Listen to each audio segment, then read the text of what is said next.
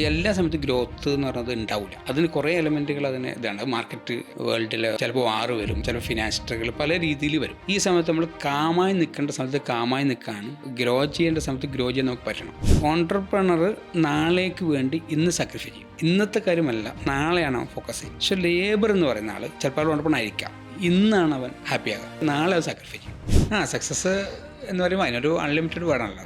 ഓരോരാളെ ആക്ടിവിറ്റിക്കും അവരുടെ ചില ആംഗിളിൽ അവർ ഭയങ്കര പെർഫോമർ ആയിരിക്കാം, ട്രസ്റ്റ് ആയിരിക്കാം. ചില ആംഗിളിൽ വരുമ്പോൾ നമുക്ക് അവരെ ഫോളോ ചെയ്യാൻ പറ്റില്ല.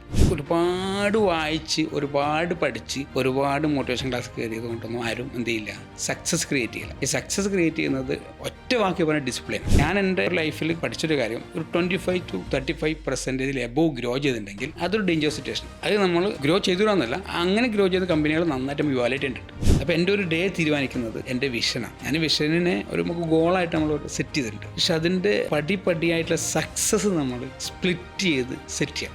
നമ്മളെ യാത്രയിൽ, നമ്മൾ കണ്ടുമുട്ടലിൽ ഒരു ദിവസം ലക്ഷക്കണക്കിന് ഐഡിയാസ് മിന്നി മറിഞ്ഞു പോകുന്നുണ്ട്. അത് എത്രമാത്രം ഇംപ്ലിമെൻറ്റേഷനിലേക്ക് എത്തിക്കാൻ പറ്റുന്നു എന്ന് ചോദിച്ചാൽ മൈന്യൂട്ട് പോയിന്റാണ്. നമ്മൾ റെഡിയാണെങ്കിൽ നമ്മുടെ ചുറ്റുമുള്ള വായുവും പ്രകാശവും നമ്മളെ ഇടപെടുന്ന ആളും ഈ ഭൂമി മൊത്തം നമുക്ക് വേണ്ടി റെഡിയാണ്. പക്ഷെ എൻ്റെ ലൈഫിൽ ഒരു ബിസിനസ് ഞാൻ അതല്ലാതെ പിന്നെ ഇൻഡിവിജ്വലി ചെയ്തിട്ടില്ല. അത് ഇൻഡിവിജ്വലി ചെയ്യുന്നതിന് ലിമിറ്റേഷൻസ് ഉണ്ട്, അവിടെ വരുന്ന ക്വസ്റ്റ്യൻസിന് ലിമിറ്റേഷൻസ് ഉണ്ട്. നാളേക്ക് വേണ്ടി ഇന്ന് സാക്രിഫൈ ചെയ്തു. നാളേക്ക് വേണ്ടി നമ്മൾ ഇന്ന് സാക്രിഫൈ ചെയ്യാൻ തയ്യാറാണ്. ഇന്ന് എത്ര സമയവും എത്ര മെനക്കെടും, ഇന്ന് എനിക്ക് ഫിനാൻസ് ഉണ്ടോ ഇല്ലയോ, എനിക്ക് കിട്ടുമോ ഇല്ലയോ, ഒന്നുമില്ലോ ഒന്നും നോക്കാതെ നാളെ കൊണ്ട് അങ്ങനെ ആ മാസ്റ്റർ എന്ന സ്ഥാപനത്തെ ഏറ്റവും നന്നായി നടത്തിക്കൊണ്ടിരിക്കുമ്പോഴാണ്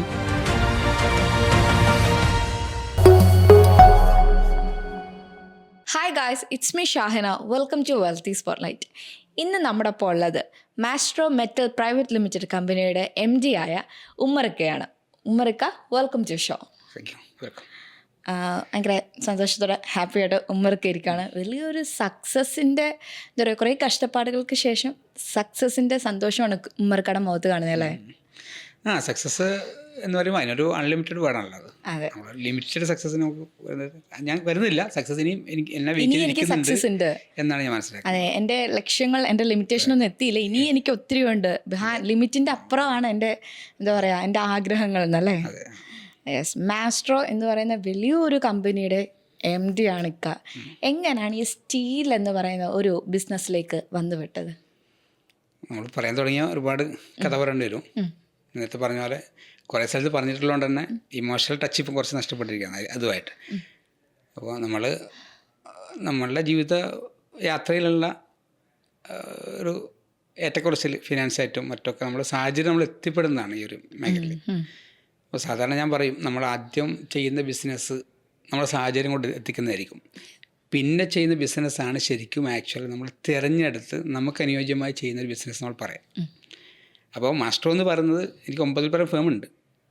മാസ്ട്രോ എന്ന് പറഞ്ഞത് എന്നെ എത്തിച്ച, എൻ്റെ സാഹചര്യങ്ങൾ എന്നെ കൊണ്ട് എത്തിച്ച ഒരു ഫേമാണ്. അതുകൊണ്ട് തന്നെ ആ ഫേമിനോട് എനിക്ക് ഇമോഷണൽ കണക്ടിവിറ്റി ഉണ്ട്. ഞാൻ ഏറ്റവും ടൈം സ്പെൻഡ് ചെയ്യുന്നതും എൻ്റെ ഒരു പാഷനായിട്ട് കാണുന്നതും ആ ഒരു ഫേമിനെ തന്നെയാണ്. അതുകൊണ്ട് തന്നെ ആ ഫേം എനിക്കനുസരിച്ച് ഡിസൈൻ ചെയ്യാൻ എനിക്ക് പറ്റി. എൻ്റെ മറ്റെല്ലാ ഫേമൊന്നും ഡിഫറെൻ്റാണ് മാസ്ട്രോ. ഈ 9 ഫേമൊന്നും ഏറ്റവും ഇമോഷണലി കണക്ട് ചെയ്യുന്നതും എൻ്റെ കോഴ്സ് അനുസരിച്ച് നമ്മൾ മുന്നോട്ട് കൊണ്ടുപോകുന്ന ഫേം മാസ്റ്ററാണ്. ഈ 9 ഫേം എന്നൊക്കെ പറഞ്ഞു, ഈ 9 ഫേമിൽ ഇക്ക പാർട്ട്ണറായിട്ടാണോ അതോ ഇക്കയുടെ സ്വന്തം ഫേമാണോ? എങ്ങനെയാണ് ഈ 9 ഫേം വരുന്നത് മാസ്റ്റർ അല്ലാതെ? എൻ്റെ ലൈഫിൽ ഞാൻ ഒരു വെൽഡിങ് തൊഴിലാളിയായിരുന്നു. ഈ വെൽഡിങ് തൊഴിലാളിയായിട്ട് സ്റ്റാർട്ട് ചെയ്യുന്ന പാർട്ണർഷിപ്പിലായിരുന്നു. പിന്നെ അത് മുന്നോട്ട് വന്നപ്പോൾ ഈ ഒരു പ്രൊപ്പറേറ്റർഷിപ്പ് എൻ്റെ ഒരു സെൽഫ് ആയിട്ടുള്ള ഒരു ഫേമായിട്ട് വന്നു. പക്ഷെ ഇപ്പം ഞാനത് ചെയ്യുന്നില്ല, അതിനെ അനിയനെ വിട്ടുകൊടുത്തിരിക്കുകയാണ്. ഫേം മുന്നോട്ട് പോകുന്നുണ്ട്. പക്ഷേ എൻ്റെ ലൈഫിൽ ഒരു ബിസിനസ് ഞാൻ അതല്ലാതെ പിന്നെ ഇൻഡിവിജ്വലി ചെയ്തിട്ടില്ല. അത് ഇൻഡിവിജ്വലി ചെയ്യുന്നതിന് ലിമിറ്റേഷൻസ് ഉണ്ട്, അവിടെ വരുന്ന ക്വസ്റ്റ്യൻസിന് ലിമിറ്റേഷൻസ് ഉണ്ട്. ഒരു പാർട്ട്ണർഷിപ്പ് ഫേം അല്ലെങ്കിൽ ഒരു പ്രൈവറ്റ് ലിമിറ്റഡ് ഫേമിലേക്ക് ആ ടൈപ്പിൽ കയറി കഴിയുമ്പോൾ നമ്മളും ഒരു ലേബർ മൈൻഡിലേക്ക് ട്രാൻസ്ഫോം ചെയ്യപ്പെടുകയാണ്. നമ്മളും ഒരു മന്ത്ലി ഒരു ബോർഡിൻ്റെ മുമ്പിൽ നമ്മുടെ കാര്യങ്ങൾ പ്രസൻറ്റ് ചെയ്യണം. അപ്പോൾ അതാണ് ഞാൻ ആഗ്രഹിക്കുന്നത്. നമ്മളിപ്പോൾ ഒരു കസേരയിൽ ഒരു രാജാവ് ഇരുന്നിട്ട് എല്ലാവരും ക്വസ്റ്റ്യൻ ചെയ്യാനിരിക്കുന്നില്ല എന്ന് വരുമ്പോൾ മൂടും. ഒരു ബോർഡിൻ്റെ മുമ്പിൽ ഞാൻ കുറേ പ്രസൻറ്റ് ചെയ്യേണ്ടിയിരിക്കുന്നു, കുറേ കണക്ക് പ്രസൻറ്റ് ചെയ്യേണ്ടിയിരിക്കുന്നു, അവിടെ എനിക്ക് റെസ്പോൺസിബിലിറ്റി ഉണ്ട് എന്ന് നിൽക്കുന്ന രണ്ടും തമ്മിൽ വലിയ അന്തരമുണ്ട്. ഞാൻ ഉദ്ദേശിക്കുന്ന ഗ്രോത്ത് അല്ലെങ്കിൽ അങ്ങനെ നേടാൻ പറ്റുമെന്ന് പ്രതീക്ഷിക്കുന്നത് ഞാൻ ഒരാളുടെ മുമ്പിൽ പ്രസൻറ്റ് ചെയ്യപ്പെടണം എന്ന ഒരു തോട്ടിലാണ്.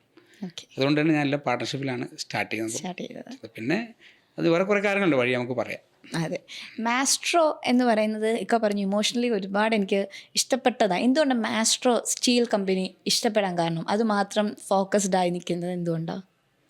ഞാൻ പറഞ്ഞ പോലെ തന്നെ ഞാൻ പിന്നെ എൻ്റെ ആദ്യകാലത്ത് നമ്മൾ അത്യാവശ്യം നല്ല ഒരു ബാക്കപ്പുള്ള എൻ്റെ ഉപ്പ അത്യാവശ്യം നല്ല ഫിനാൻസ് കൊണ്ടായിട്ടുള്ള ഒരാളിനായിരുന്നു. നോർമലി പലചരക്ക് കടയായിരുന്നു നമ്മൾ നടത്തിക്കൊണ്ടിരുന്നത്. അവിടുന്ന് സാഹചര്യങ്ങൾ നമ്മളെ താഴേക്ക് കൊണ്ടുവന്നു. അതെനിക്ക് ഒരുപാട് സ്ട്രെങ്ത്തും തന്നിട്ടുണ്ട്. ചിലപ്പോൾ ആ സമയത്തെ ഒരു പിടിച്ചു നിൽക്കാനുള്ള കാപ്പബിലിറ്റി അല്ലെങ്കിൽ ആ സമയത്ത് ക്രിയേറ്റ് ആയത് ആ ഒരു സ്റ്റേജിലാണ്. ഏകദേശം എനിക്ക് 98, 2000 കാലഘട്ടം, 2005 വരെയുള്ള കാലഘട്ടമാണ്. ഈ സമയത്താണ് ഞാൻ ഒരു വെൽഡിങ് തൊഴിലാളിയായിട്ട് മാറേണ്ടി വന്നത്. ആ വെൽഡിങ് തൊഴിലാളിയായിട്ട് മാറി അത് ഇരുമ്പ് റിലേറ്റഡ്. അപ്പോൾ നമ്മൾ ഒരു ഓണ്ടർപ്രണർ അല്ലെങ്കിൽ ഒരു പിന്നെ ആ ടൈപ്പ് മൈൻഡ് സെറ്റിലൊരാൾക്ക് എപ്പോഴും ഗ്രോത്താണ് ആഗ്രഹിച്ചുകൊണ്ടിരിക്കുക. അപ്പോൾ അവിടെ നിന്ന് വെൽഡിങ് തൊഴിലായിട്ട് പണിയെടുക്കുമ്പോൾ ഈ വെൽഡിങ് ഉപയോഗിക്കുന്ന മെറ്റീരിയൽസ് സപ്ലൈ ചെയ്യുന്ന ഒരാളാവണം, പിന്നെ അതിന് മാനുഫാക്ചർ ആവണം എന്നുള്ള മൈൻഡ് സെറ്റിലേക്കുള്ള ഒരു ഇതാണ് കാരണം ഇതിൻ്റെ റീറ്റെയിലറാക്കി മാറ്റാനുള്ള ഒരു സാഹചര്യം ഉണ്ടായത്. അതിനുശേഷമാണ് നമ്മൾ അതിന് മാനുഫാക്ചറിങ്ങിലേക്ക് പോയത്. അപ്പോൾ ആ റീറ്റെയിലർ ഫേമിൻ്റെ പേരാണ് മാസ്ട്രോ. അതേസമയം എനിക്ക് ഈ ബൊട്ടം മുതൽ ടോപ്പിലുള്ള ആളുകളുടെ മൈൻഡ് സെറ്റും അവർ ഇമോഷണലെങ്കിൽ കണക്റ്റഡാണ്. അതുകൊണ്ട് തന്നെ എൻ്റെ ഒരു ഫേം അതുപോലുള്ള ആളുകൾക്ക് വേണ്ടി ആവണം എന്ന ഒരു തോട്ടാണ് മാസ്ട്രോയെ ഇന്ന് കാണുന്ന രീതിയിൽ ഡിസൈൻ ചെയ്യാനുള്ള ഒരു കാരണം. അതിന് ഡിസൈനിങ് എന്ന് പറയുമ്പോൾ അതിൻ്റെ പ്രത്യേകത ഇന്ന് ഡീൽ ചെയ്യുന്നത് അതിലൊരു എല്ലാ ഡയറക്ടർ ബോർഡിൽ കുറേ ഓണേഴ്സും അതിനെ സപ്പോർട്ട് ചെയ്യുന്ന ആൾക്കാരും നമ്മളെ ഗൈഡ് ചെയ്യുന്ന ആൾക്കാരും ഉണ്ട്. അപ്പോൾ ഇത് എക്സിക്യൂട്ട് ചെയ്യുന്നത് 100% നമ്മളുടെ നാട്ടിലെ സാധാരണക്കാരായ നല്ല രീതിയിൽ പഠിച്ചിറങ്ങുന്ന, ചിലപ്പോൾ MBA ഒക്കെ എടുത്ത് പുറത്തിറങ്ങുന്ന അല്ലെങ്കിൽ CA ആയിട്ട് പുറത്തിറങ്ങുന്ന ആളുകൾക്ക് നന്നായിട്ട് വർക്ക് ചെയ്യാനുള്ള ഒരു അറ്റ്മോസ്ഫിയർ, ഒരു ഇടം ക്രിയേറ്റ് ചെയ്യുക എന്നുള്ളതാണ്. അപ്പോൾ അവരെ സംബന്ധിച്ച് നോക്കുമ്പോൾ അവരുടെ മുകളിൽ ഒരാൾ ഇല്ലാതെ അവർക്ക് ഓണർഷിപ്പ് എടുത്ത് വർക്ക് ചെയ്യാനുള്ള ഒരിടമായിട്ട് ഇന്നൊരു 250 ആൾക്ക് വർക്ക് ചെയ്യാനുള്ള ഒരു സ്പേസാക്കി മാറ്റി. നമ്മൾ വിഷൻ 2035 ഒരു 200 ഫാമിലി എങ്കിലും ക്രിയേറ്റ് ആണ്. 200 ഫാമിലി എന്ന് പറയുമ്പോൾ 200 into എത്രയാണോ അവരുടെ മെമ്പേഴ്സ്, അത് അത്രയും ആളുകളെ ടേക്ക് കെയർ ചെയ്യാനുള്ള ഒരു സ്ഥാപനമാക്കി മാറ്റണം, എത്തിക്കണം 2035. അതിന് വലിയ വിഷൻ നമ്മളനുസരിച്ച് നമ്മൾ ഓരോ സമയത്ത് നമ്മളുടെ ക്യാപിറ്റലിറ്റി അനുസരിച്ചാണ് വിഷൻ റെഡിയാക്കുന്നത്. വിഷനും അത് അപ്ഡേറ്റ് ചെയ്യണം, അതും നമുക്ക് എക്സ്പയർ ആവും. അപ്പോൾ അത് 2035 ഇന്ന് സെറ്റ് ചെയ്തിരിക്കുന്ന വിഷനാണത്. ഫ്യൂച്ചറിൽ അത് ഇനി വലുതാക്കണം എന്നുള്ള ആഗ്രഹം തന്നെയാണ്. അതെ, ഇക്കട ഈ പറഞ്ഞ പോലെ ഞാൻ ഇക്കാനെ പറ്റി പഠിച്ചപ്പോൾ ഇക്ക എന്നൊരു വ്യക്തിനെ പറ്റി ഞാൻ മനസ്സിലാക്കിയത്, ഇക്ക ഈ സ്ട്രഗ്ലിങ് ടൈമിൽ പോലും ഇക്ക ഒരാളെ നമ്മൾ റോൾ മോഡലായിട്ട് വെച്ചിട്ടുണ്ടായിരുന്നു അല്ലേ? ഞാനത് മനസ്സിലാക്കിയത് നമ്മൾ ഓരോ ഘട്ടത്തിൽ ഇപ്പം ഫെയിലിയറിലായിരിക്കാം, സക്സസ്സിലായിരിക്കാം, അപ്പോൾ ഇക്ക ഒരാളെ റോൾ മോഡൽ വെച്ച് എനിക്ക് അയാളുടെ അത്ര എത്തണം അല്ലെങ്കിൽ അയാളെക്കാൾ എത്തണം എന്നൊരു വിഷനോട് കൂടിയാണ് ഇക്ക ഇങ്ങനെ വിജയിച്ച് വരുന്നത്. അപ്പോൾ ഇപ്പോൾ കറൻ്റ് 2035 ഈ പറഞ്ഞ മാസ്ട്രോ വലിയൊരു കമ്പനി ആവണമെന്ന 250 ഫാമിലീസ് 200 ഫാമിലീസിനെ ഇൻക്ലൂഡ് ചെയ്യണം നിൽക്കുക 2000 ഫാമിലീനെ ഇൻക്ലൂഡ് ചെയ്യണം നിൽക്കുക ആഗ്രഹിക്കുന്നു. അപ്പോൾ ആ ടൈമിൽ ഇക്കാട് ഇപ്പോൾ മുന്നിലുള്ള റോൾ മോഡൽ എങ്ങനെയാണ് ഇക്ക ഇപ്പം മാറിയത്? ഈ നമുക്ക് ഈ റോൾ മോഡൽ എന്ന് പറഞ്ഞിട്ട് ഒരാളെ നമുക്ക് പേരെടുത്ത് പറയാമെന്നുള്ളത് ശരിക്കും പറഞ്ഞാൽ എൻ്റെ ഒരു ഇത് പ്രകാരം അത് നടക്കില്ല. കാരണം വെച്ചാൽ ഓരോരാളെ ആക്ടിവിറ്റിക്കും അവരുടെ ചില ആംഗിളിൽ അവർ ഭയങ്കര പെർഫോമർ ആയിരിക്കാം, ട്രസ്റ്റ് ആയിരിക്കാം. ചില ആംഗിളിൽ വരുമ്പോൾ നമുക്ക് അവരെ ഫോളോ ചെയ്യാൻ പറ്റില്ല. അപ്പോൾ പേരെടുത്ത് പറയുമ്പോൾ ചിലപ്പോൾ അത് ഒരു ഇതായിപ്പോൾ നമ്മൾ ചില ആംഗിളിൽ ചില റോൾ മോഡലായി വെക്കാറുണ്ട്. അത് ചിലപ്പോൾ അവരുടെ വർക്കിലായിരിക്കാം, അവരുടെ ഹാർഡ് വർക്ക് കാണുമ്പോൾ ചിലപ്പോൾ അവരുടെ പിന്നെ ചിന്തയിലായിരിക്കാം, ഓരോ ആംഗിളിലായിരിക്കും. ചിലപ്പോൾ അവർ ലീഗലി അവർ പെർഫെക്റ്റ് ആയിരിക്കില്ല. അതെ. അപ്പം അങ്ങനെ നോക്കുമ്പോൾ ഇന്ന് നമ്മളിവിടെ കാണുന്ന ആളുകൾക്കൊക്കെ കുറേ ആൾക്ക് പ്ലസ്സും കുറേ ആൾക്ക് മൈനസും ഉണ്ട്. അപ്പം നമ്മളതിന് ഇവാലുവേറ്റ് ചെയ്തിട്ട് ചെയ്യുക എന്നുള്ളതാണ് ഏറ്റവും പെർഫെക്റ്റ്. അല്ലെങ്കിൽ നമ്മൾ ഒരാൾ അങ്ങനെ തന്നെ അഡാപ്റ്റ് ചെയ്യുക, അല്ലെങ്കിൽ നമ്മളങ്ങനെ ഇത് ചെയ്യണം, അവരുടെ സ്വഭാവത്തെയോ അവരുടെ കാര്യങ്ങളോ അത് ഒരു ശരിയല്ല എന്നാണ്. അത് ഇപ്പം ആരായാലും അങ്ങനെ തന്നെ ചെയ്യണമെന്നാണ്. എനിക്കിപ്പോൾ കുറേ നല്ല വശങ്ങളുണ്ടാവും, അതേസമയം നെഗറ്റീവും അത്ര തന്നെ ഉണ്ടാവാം. അതെൻ്റെ ഒരു ക്യാപ്പബിലിറ്റി കുറവാണ്. ചിലപ്പോൾ എൻ്റെ സ്വഭാവത്തിൽ മാത്രമുള്ള കാര്യം ആയിരിക്കില്ല, എൻ്റെ ഒരു ക്യാപ്പബിലിറ്റി കുറവായിട്ട് ക്രിയേറ്റ് ആയതായിരിക്കാം. അതങ്ങനെ തന്നെ വേറെ ആൾ എന്നെ ഫോളോ ചെയ്യണമെന്ന് പറയുന്നത് എൻ്റെ ഒരു ഇതിൽ തെറ്റായിട്ടാണ് ഞാനത്. ശരിയല്ല. അങ്ങനെ അപ്പോൾ അങ്ങനെ സ്പെസിഫിക്കായിട്ട് റോൾ മോഡലായിട്ട് ഞാൻ ആരെയും വെച്ചിട്ടില്ല. അത് ഇപ്പോൾ ഇക്ക പറഞ്ഞ പോലെ ഇപ്പോൾ ഇക്കാനെ കണ്ട് നമ്മുടെ ഇതിൻ്റെ ഔട്ട് ഇറങ്ങി കഴിയുമ്പോൾ ഇക്കാനെ റോൾ മോഡലാക്കി പോകുന്നവർ കാണും. ഓക്കെ, ഇക്കാനെ പോലെ എനിക്ക് എത്തണം, അല്ലെങ്കിൽ ഇക്കാനേക്കാൾ എത്തണമെന്ന് പറയുന്നവർ കാണും. അപ്പോൾ അവരോട് ഇക്കായ്ക്ക് എന്താ പറയാനുള്ളത്? ഇക്കാന്നല്ല, ഇപ്പം നമ്മൾ ഒരു പേഴ്സണെ എടുക്കുമെന്ന് കൂട്ടിക്കോ, ഒരു പേഴ്സണെ ഞാൻ എൻ്റെ റോൾ മോഡലായിട്ട് വെക്കുക, അപ്പോൾ അവരുടെ നല്ല വശങ്ങൾ മാത്രം നോക്കുക അല്ലേ? അതെ, അവരുടെ നല്ല വശങ്ങൾ മാത്രം നോക്കുക. എന്നെന്നല്ല, ആരെയായാലും, കുറേ ആളുകളുടെ കുറേ പുസ്തകത്തിനായാലും. അപ്പോൾ ഞാൻ ചില ബുക്കുകൾ വായിക്കുമ്പോൾ എനിക്കിപ്പോൾ വളരെ നല്ലതായിട്ടും വളരെ മണ്ടത്തരമായിട്ടും ചിലപ്പോൾ ഫീൽ ചെയ്യാറുണ്ട്. ബുക്ക് തന്നെ ഞാൻ അങ്ങനെ പറയാം. ഓക്കെ. ഇത് ഒരുപാട് വായിച്ച് ഒരുപാട് പഠിച്ച് ഒരുപാട് മോട്ടിവേഷൻ ക്ലാസ് കയറിയത് കൊണ്ടൊന്നും ആരും എന്ത് ചെയ്യില്ല, സക്സസ് ക്രിയേറ്റ് ചെയ്യില്ല. ഈ സക്സസ് ക്രിയേറ്റ് ചെയ്യുന്നത് ഒറ്റ വാക്കി പറഞ്ഞാൽ ഡിസിപ്ലിനാണ്. എല്ലാത്തിലും ഡിസിപ്ലിനാണ് ഒരാളുടെ. അത് ഓരോ ഫിനാൻസിൽ കയറുമ്പോൾ അങ്ങനെ, എക്സിക്യൂഷനിൽ കയറുമ്പോൾ അങ്ങനെ, നമ്മളിൽ എല്ലാ സാധനത്തും നമ്മൾ ഡിസിപ്ലിൻ, അല്ല പേഴ്സണൽ ലൈഫിൽ ഇപ്പോൾ ഡേ വൈസ് ആണെങ്കിൽ തന്നെ ഡിസിപ്ലിനാണ് നമ്മൾ ഫോളോ ചെയ്ത് അടിയുന്നുണ്ടെങ്കിൽ നമുക്ക് ഒന്നൊന്നായിട്ട് ഗ്രോ ചെയ്ത് പോകാൻ പറ്റും. അപ്പോൾ അത് ഒരു വാക്കിൽ ഒരാൾക്ക് നമുക്ക് പറഞ്ഞു കൊടുക്കാൻ പറ്റിയ കാര്യമല്ല. പിന്നെ ഫോക്കസ്, അങ്ങനെ നമുക്ക് ഒരുപാട് ഇന്നിപ്പോൾ വൈകുന്നേരം സംസാരിക്കാനും ഫോക്കസ്, പ്രയോറിറ്റി, കൺസിസ്റ്റൻസി, അങ്ങനെ ഒരുപാട് കാര്യങ്ങൾ പറയാൻ പറ്റും. അപ്പോൾ എനിക്ക് പറയാനുള്ളൊരു കാര്യം, നമ്മൾ ഫോക്കസും ഡിസിപ്ലിനും രണ്ടും ഉണ്ടെങ്കിൽ ഒരാൾക്ക് സ്റ്റെപ്പ് ബൈ സ്റ്റെപ്പായി കയറാൻ പറ്റും. ഇപ്പം നമ്മുടെ നാട്ടിൽ പല 2-3 ഇയർ കൊണ്ട് പിന്നെ ഈ പല ഓൺട്രപ്രണേഴ്സും അല്ലെങ്കിൽ പല ഓർഗനൈസേഷനും ഹൈ ഗ്രോത്തിലേക്ക് പോയ ഓർഗനൈസേഷൻസ് ഉണ്ട്. ഞാൻ എൻ്റെ ഒരു ലൈഫിൽ പഠിച്ചൊരു കാര്യം, ഒരു 25-35% എബോവ് ഗ്രോ ചെയ്തിട്ടുണ്ടെങ്കിൽ അതൊരു ഡേഞ്ചർ സിറ്റുവേഷനാണ്. അത് നമ്മൾ ഗ്രോ ചെയ്തുകൂടാന്നല്ല, അങ്ങനെ ഗ്രോ ചെയ്ത കമ്പനികൾ നന്നായിട്ട് ഇവാലുവേറ്റ് ചെയ്തിട്ടുണ്ട്. അത് HR, ഫിനാൻസ്, ഓപ്പറേഷൻസ്, അതുപോലെ തന്നെ മറ്റ് എലമെൻറ്റ്സ് എല്ലാം ഒരേപോലെ ഈ 30% എബോവ് 35% എബോവ് ഗ്രോ ചെയ്യില്ലെന്നതിനാണ് ഞാൻ വിശ്വസിക്കുന്നത്. ഫിനാൻസ് ഗ്രോ ചെയ്തിട്ടുണ്ടെങ്കിൽ HR ഫെയിൽ എല്ലാം. അപ്പോൾ എല്ലാം ഒരുപോലെ ഗ്രോ ചെയ്യണമെങ്കിൽ മാക്സിമം 35% ആണ് എൻ്റെ ഒരു ഇവാലുവേഷനിൽ ഇവിടെ കണ്ടേക്കുന്നത്. അപ്പോൾ എൻ്റെ ഓർഗനൈസേഷൻ തന്നെ 35% എബോവ് ഗ്രോ ചെയ്യാൻ ഞാൻ വിടാറില്ല. ഒരു 25% ബിലോ താഴാനും അപ്പോഴും ഞാൻ ശ്രദ്ധിക്കും. അപ്പോൾ രണ്ടും നമ്മൾ ലിമിറ്റ് ചെയ്തിട്ടുണ്ട്. ഇക്ക ഈ പറഞ്ഞ പോലെ ഇക്ക വളർന്നു വന്ന സാഹചര്യം, ഇപ്പം വലിയ പറഞ്ഞ പോലെ വാപ്പായ്ക്ക് നല്ല ഇതുണ്ടായിരുന്നു, പിന്നെ നമ്മൾ ഒന്ന് വീണു പോയി, പക്ഷെ അവിടെ നിന്ന് ഇപ്പോൾ ഉയരങ്ങളിലേക്ക് ഇക്ക വീണ്ടും കയറി. ഈ സമയം സ്ട്രെങ്ത് മാത്രമല്ല, വേറെ എന്തൊക്കെയായിരുന്നു ഇക്കയ്ക്ക് മാറ്റങ്ങൾ വരുത്തിയതും, എന്തെല്ലാം രീതിയിലായിരുന്നു ഇക്ക മുന്നോട്ട് പോയത്? ഇപ്പോൾ സ്ട്രഗ്ലിംഗ് ടൈം ആയിക്കോട്ടെ, ഏതെല്ലാം രീതിയിലായിരുന്നു ഇക്ക മുന്നോട്ട് പോയത്? അങ്ങനെ ചോദിക്കുകയാണെങ്കിൽ നമുക്കിപ്പോൾ ഈ ഗ്രോയിങ് ടൈമും അതുപോലെ ഗ്രോത്ത് എന്ന് പറയുന്ന എൻ്റെ ഒരു കാഴ്ചപ്പാടിൽ, ഞാൻ എൻ്റെ 10 years ഇവാലുവേഷനാണ് ലാസ്റ്റ് ഇയർ ഉണ്ടായത്. ലാസ്റ്റ് ഒരു നല്ലൊരു എക്സ്പീരിയൻസിൽ മെയിനായിട്ട് വന്നത്. ഈ എല്ലാ സമയത്തും ഗ്രോത്ത് എന്ന് പറയുന്നത് ഉണ്ടാവില്ല. അതിന് കുറേ എലമെൻറ്റുകൾ അതിന് ഇതാണ്. മാർക്കറ്റ് അതിന് ഇതാണ്, വേൾഡിൽ ചിലപ്പോൾ വാറ് വരും, ചിലപ്പോൾ ഫിനാൻഷ്യൽ പല രീതിയിൽ വരും. ഈ സമയത്ത് നമ്മൾ കാമായി നിൽക്കേണ്ട സമയത്ത് കാമായി നിൽക്കാനും ഗ്രോ ചെയ്യേണ്ട സമയത്ത് ഗ്രോ ചെയ്യാൻ നമുക്ക് പറ്റണം. ഇത് രണ്ടും ഒരു ബിസിനസ് സംബന്ധിച്ച് ഇമ്പോർട്ടൻ്റ് ആണ്. നമ്മൾ കാമായി നിൽക്കുന്ന സമയത്ത് ഗ്രോ ചെയ്യാൻ പോയാൽ ചിലപ്പോൾ നമ്മൾ അടിയൊഴുകിപ്പോൾ നമുക്ക് അറിയില്ല. എന്നാൽ ഗ്രോ ചെയ്യുന്ന സമയത്ത് എൻ്റെ ബിസിനസ്സിൽ ലാസ്റ്റ് 8 years വളരെ സക്സസ്ഫുൾ ഗ്രോ ചെയ്ത ബിസിനസ്. ലാസ്റ്റ് 2 year ഞങ്ങൾ കൂടുതലായിട്ട് ഓപ്പറേഷൻസിൽ ഇറങ്ങിയിട്ടില്ല, ഗ്രോത്തിലേക്ക് ഇറങ്ങിയിട്ടില്ല.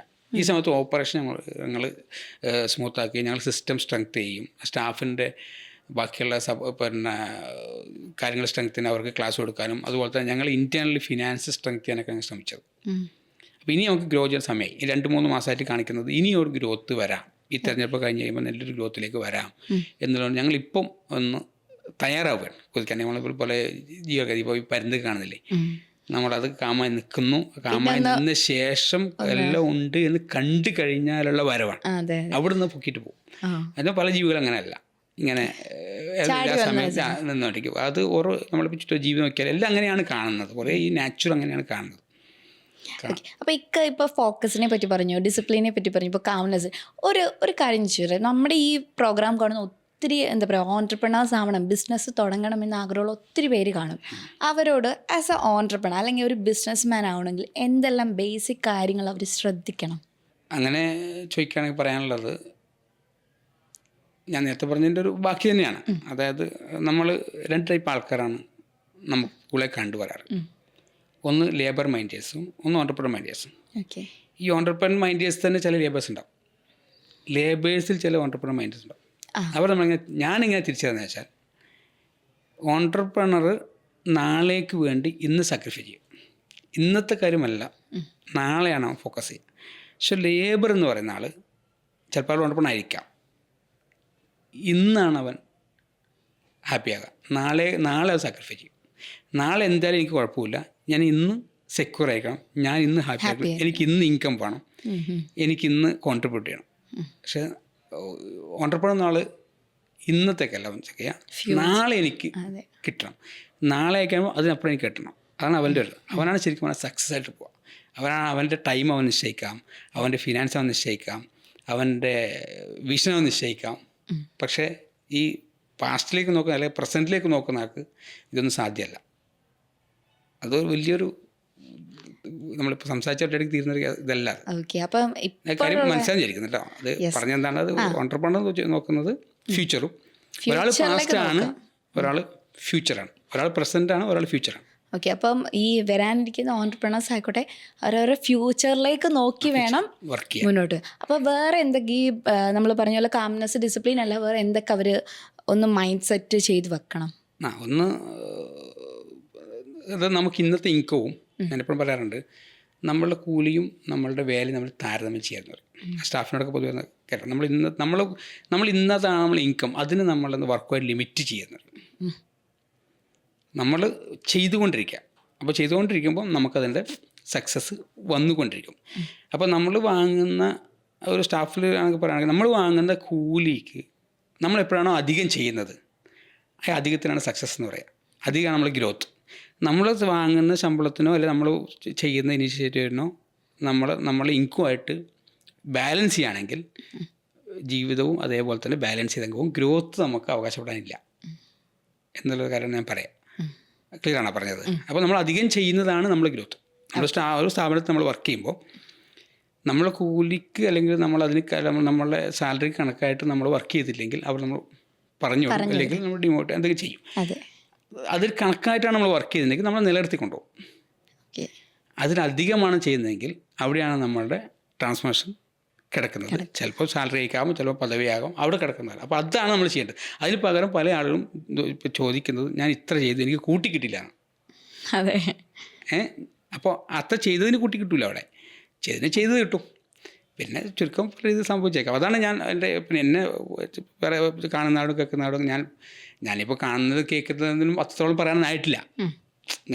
എന്നെ വാലിട്ടുമ്പോൾ അത്ര ആയിട്ടില്ല. എങ്കിലും നിങ്ങളെപ്പോലെ ആൾ വിളിക്കുമ്പോൾ ഒന്ന് വന്ന് സംസാരിക്കുന്ന ഇതിൽ പറയാണ്.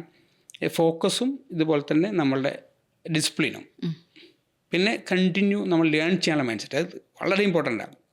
ലേൺ ചെയ്ത് തന്നെ ഇവാലുവേറ്റ് ചെയ്ത് എക്സിക്യൂട്ട് ചെയ്യണം. ലേൺ ചെയ്യുന്നതെല്ലാം നമ്മൾ എക്സിക്യൂഷൻ ചെയ്യാൻ പോയാലും ഫെയിലാവും.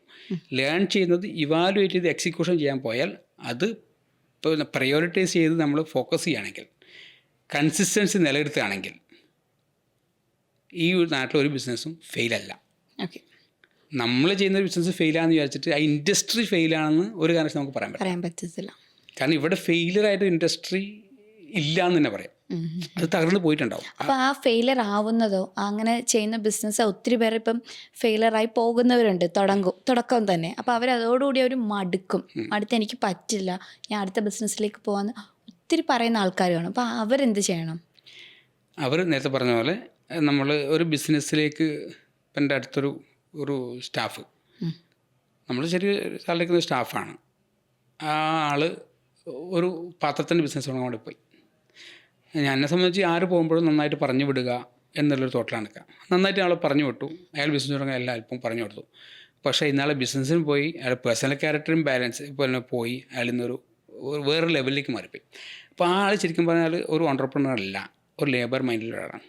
അപ്പോൾ ആദ്യത്തെ ഫസ്റ്റ് ക്വാളിറ്റി ഞാൻ നേരത്തെ പറഞ്ഞ പോലെ ഒരു ഓണ്ടർപ്രണർ മൈൻഡ്സിലേക്ക് ആൾ മാറുക എന്നുള്ളത് വളരെ ഇമ്പോർട്ടൻ്റാണ്.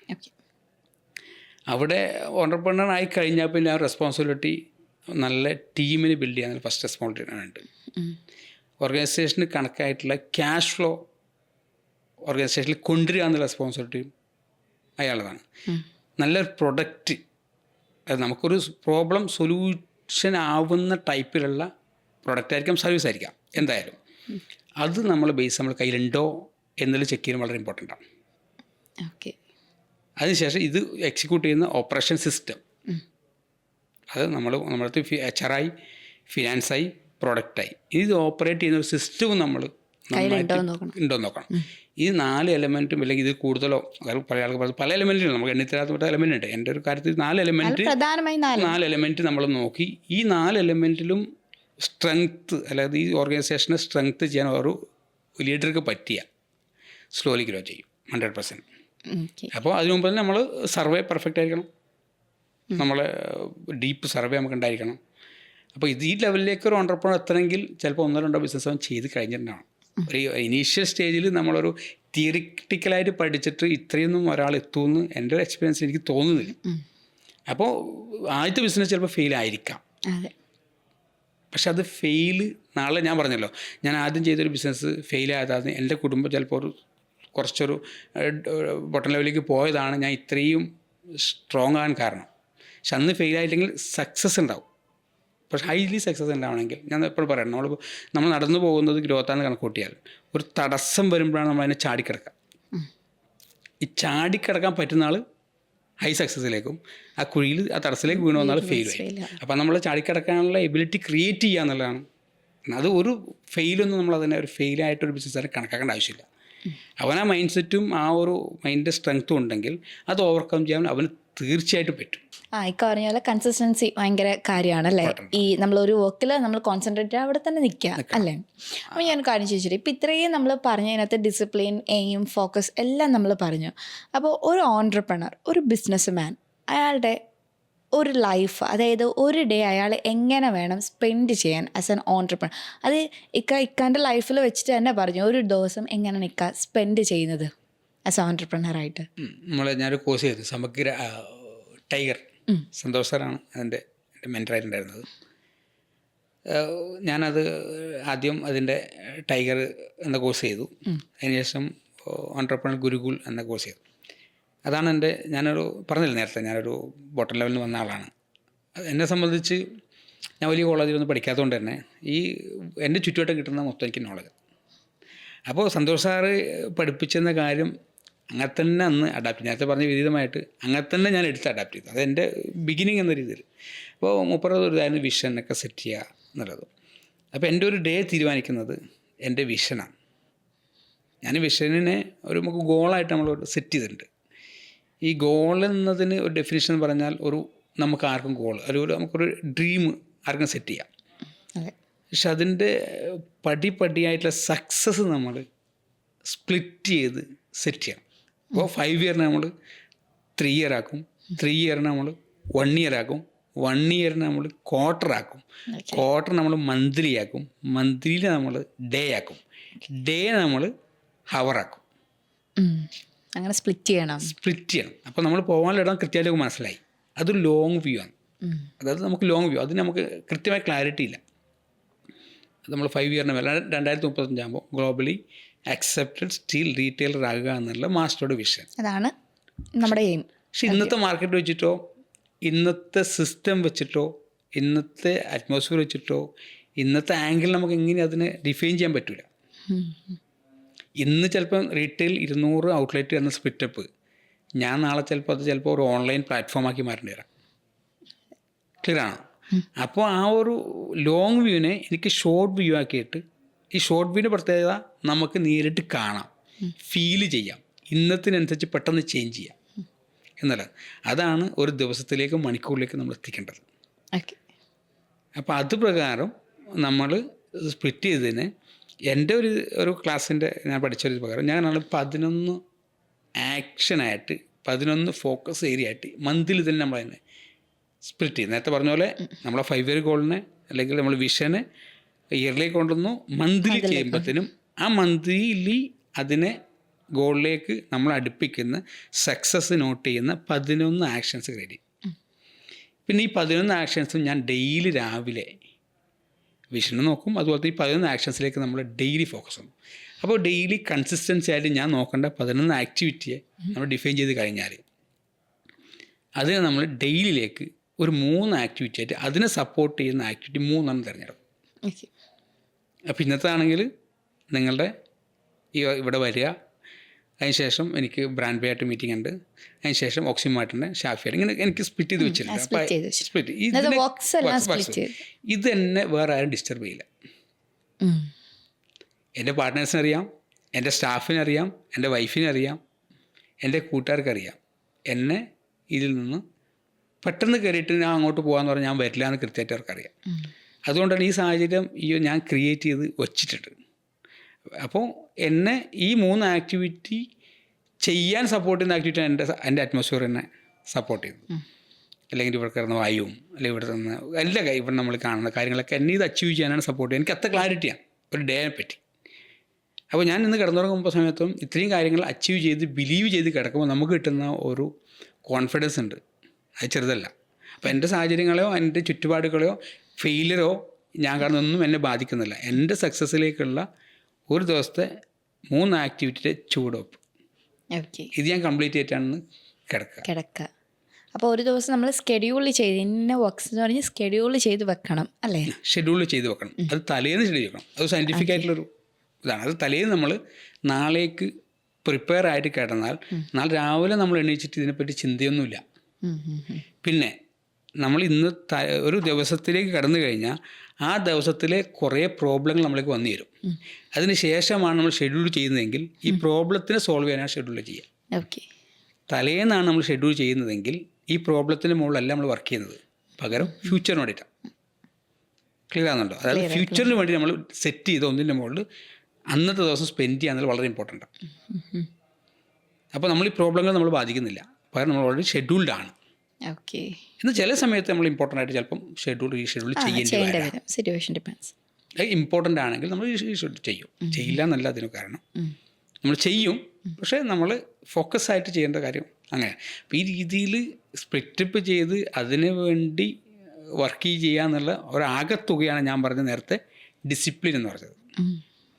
അത് നേരത്തെ എല്ലാ ലെവലിലും ഉണ്ടാവും, ഫിനാൻസിലുണ്ടാവും, എല്ലാ കാര്യത്തിലും നമ്മൾ ഡിസിപ്ലിൻ ആയിരിക്കണം എന്നുള്ളത്. ഒരു കാര്യം ഞാൻ ചോദിച്ചോട്ടെ, ഈ പറഞ്ഞ അതിനകത്ത് ഡിസിപ്ലിൻ്റെ കാര്യം ഒക്കെ പറഞ്ഞു. അപ്പോൾ ഒരു ഡിസിപ്ലിനകത്ത് വരുന്ന ഇമ്പോർട്ടൻ്റ് ആയിട്ടൊരു കാര്യമാണ് പഞ്ച്വാലിറ്റി എന്നത്. ആസ് ഒരു ബിസിനസ് മാനിന് ഏറ്റവും കൂടുതലധികം പഞ്ച്വാലിറ്റിയാണ് വേണ്ടത്. അപ്പോൾ ഈ പഞ്ച്വാലിറ്റിനെ എങ്ങനെ ഡിഫൈൻ ചെയ്യാം? ഈ കൈക്കാട് പെർസ്പെക്റ്റീവിലും അതുപോലെ നമ്മുടെ ഇനി വരാൻ നിൽക്കുന്ന ഓൺടർപ്രണേഴ്സ് ഒത്തിരി പേരുണ്ടല്ലോ, അപ്പോൾ അവരോട് എങ്ങനെ പറഞ്ഞു കൊടുക്കാം പഞ്ച്വാലിറ്റീനെ പറ്റി? നിങ്ങൾ ഓരോ ചോദ്യം ചോദിക്കുമ്പോഴും എനിക്കിതിനെപ്പറ്റി ഒരുപാട് മറുപടി ഏത് പറയുന്നത് കൺഫ്യൂഷനാണ്. ഈ പഞ്ച്വാലിറ്റി എന്ന് പറയുമ്പോൾ ഇന്നത്തെ കാര്യം നമുക്ക് എടുക്കാം. ഇപ്പോൾ നിങ്ങളുമായിട്ട് 11 മണിക്കുള്ള മീറ്റിംഗ് ഇവിടെ നമ്മൾ ഡിഫൈൻ ടൈം ഫിക്സ് ചെയ്തു. ഞാൻ 11:03 അപ്പോൾ എന്നെ സംബന്ധിച്ച് പങ്ക്ച്വാലിറ്റി നിങ്ങളുടെ കാര്യത്തിൽ വളരെ ഇമ്പോർട്ടൻ്റ് ആണ്, എത്തുക എന്നുള്ളത്. അപ്പോൾ എൻ്റെ വിളിച്ച ആൾ അല്ല എന്നെ എങ്ങനെ ഇവിടെ പങ്ക്ച്വാലിറ്റി കീപ്പ് ചെയ്യുന്ന വെച്ചാൽ എന്നെ ഇമ്പോർട്ടൻ്റ് അല്ല. ഈ 11:03 എത്തുമ്പോൾ 11 മണിക്ക് നമ്മൾ പറഞ്ഞത് 11:03 ആകുമ്പോഴത്തേനും എൻ്റെ മനസ്സ് എന്നോട് പറയുന്നുണ്ടായിരുന്നു ഈ കാര്യത്തിൽ നീ ഫെയിലാണ്.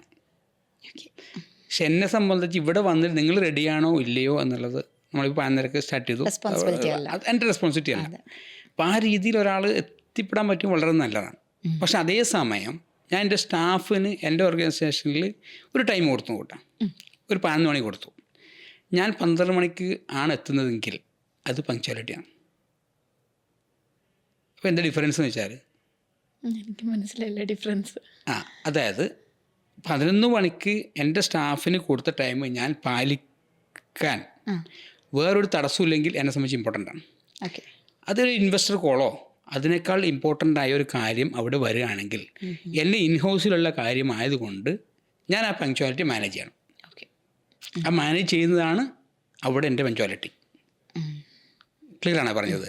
ചിലപ്പോൾ എത്ര അതിലേക്ക് അത് എൻ്റെ ഇൻഹൗസിലുള്ള കാര്യങ്ങളെ ഞാൻ പങ്ക്ച്വാലിറ്റിയെ ടൈമു ആയിട്ട് പെർഫെക്റ്റ് കണക്ഷൻ വേണ്ട.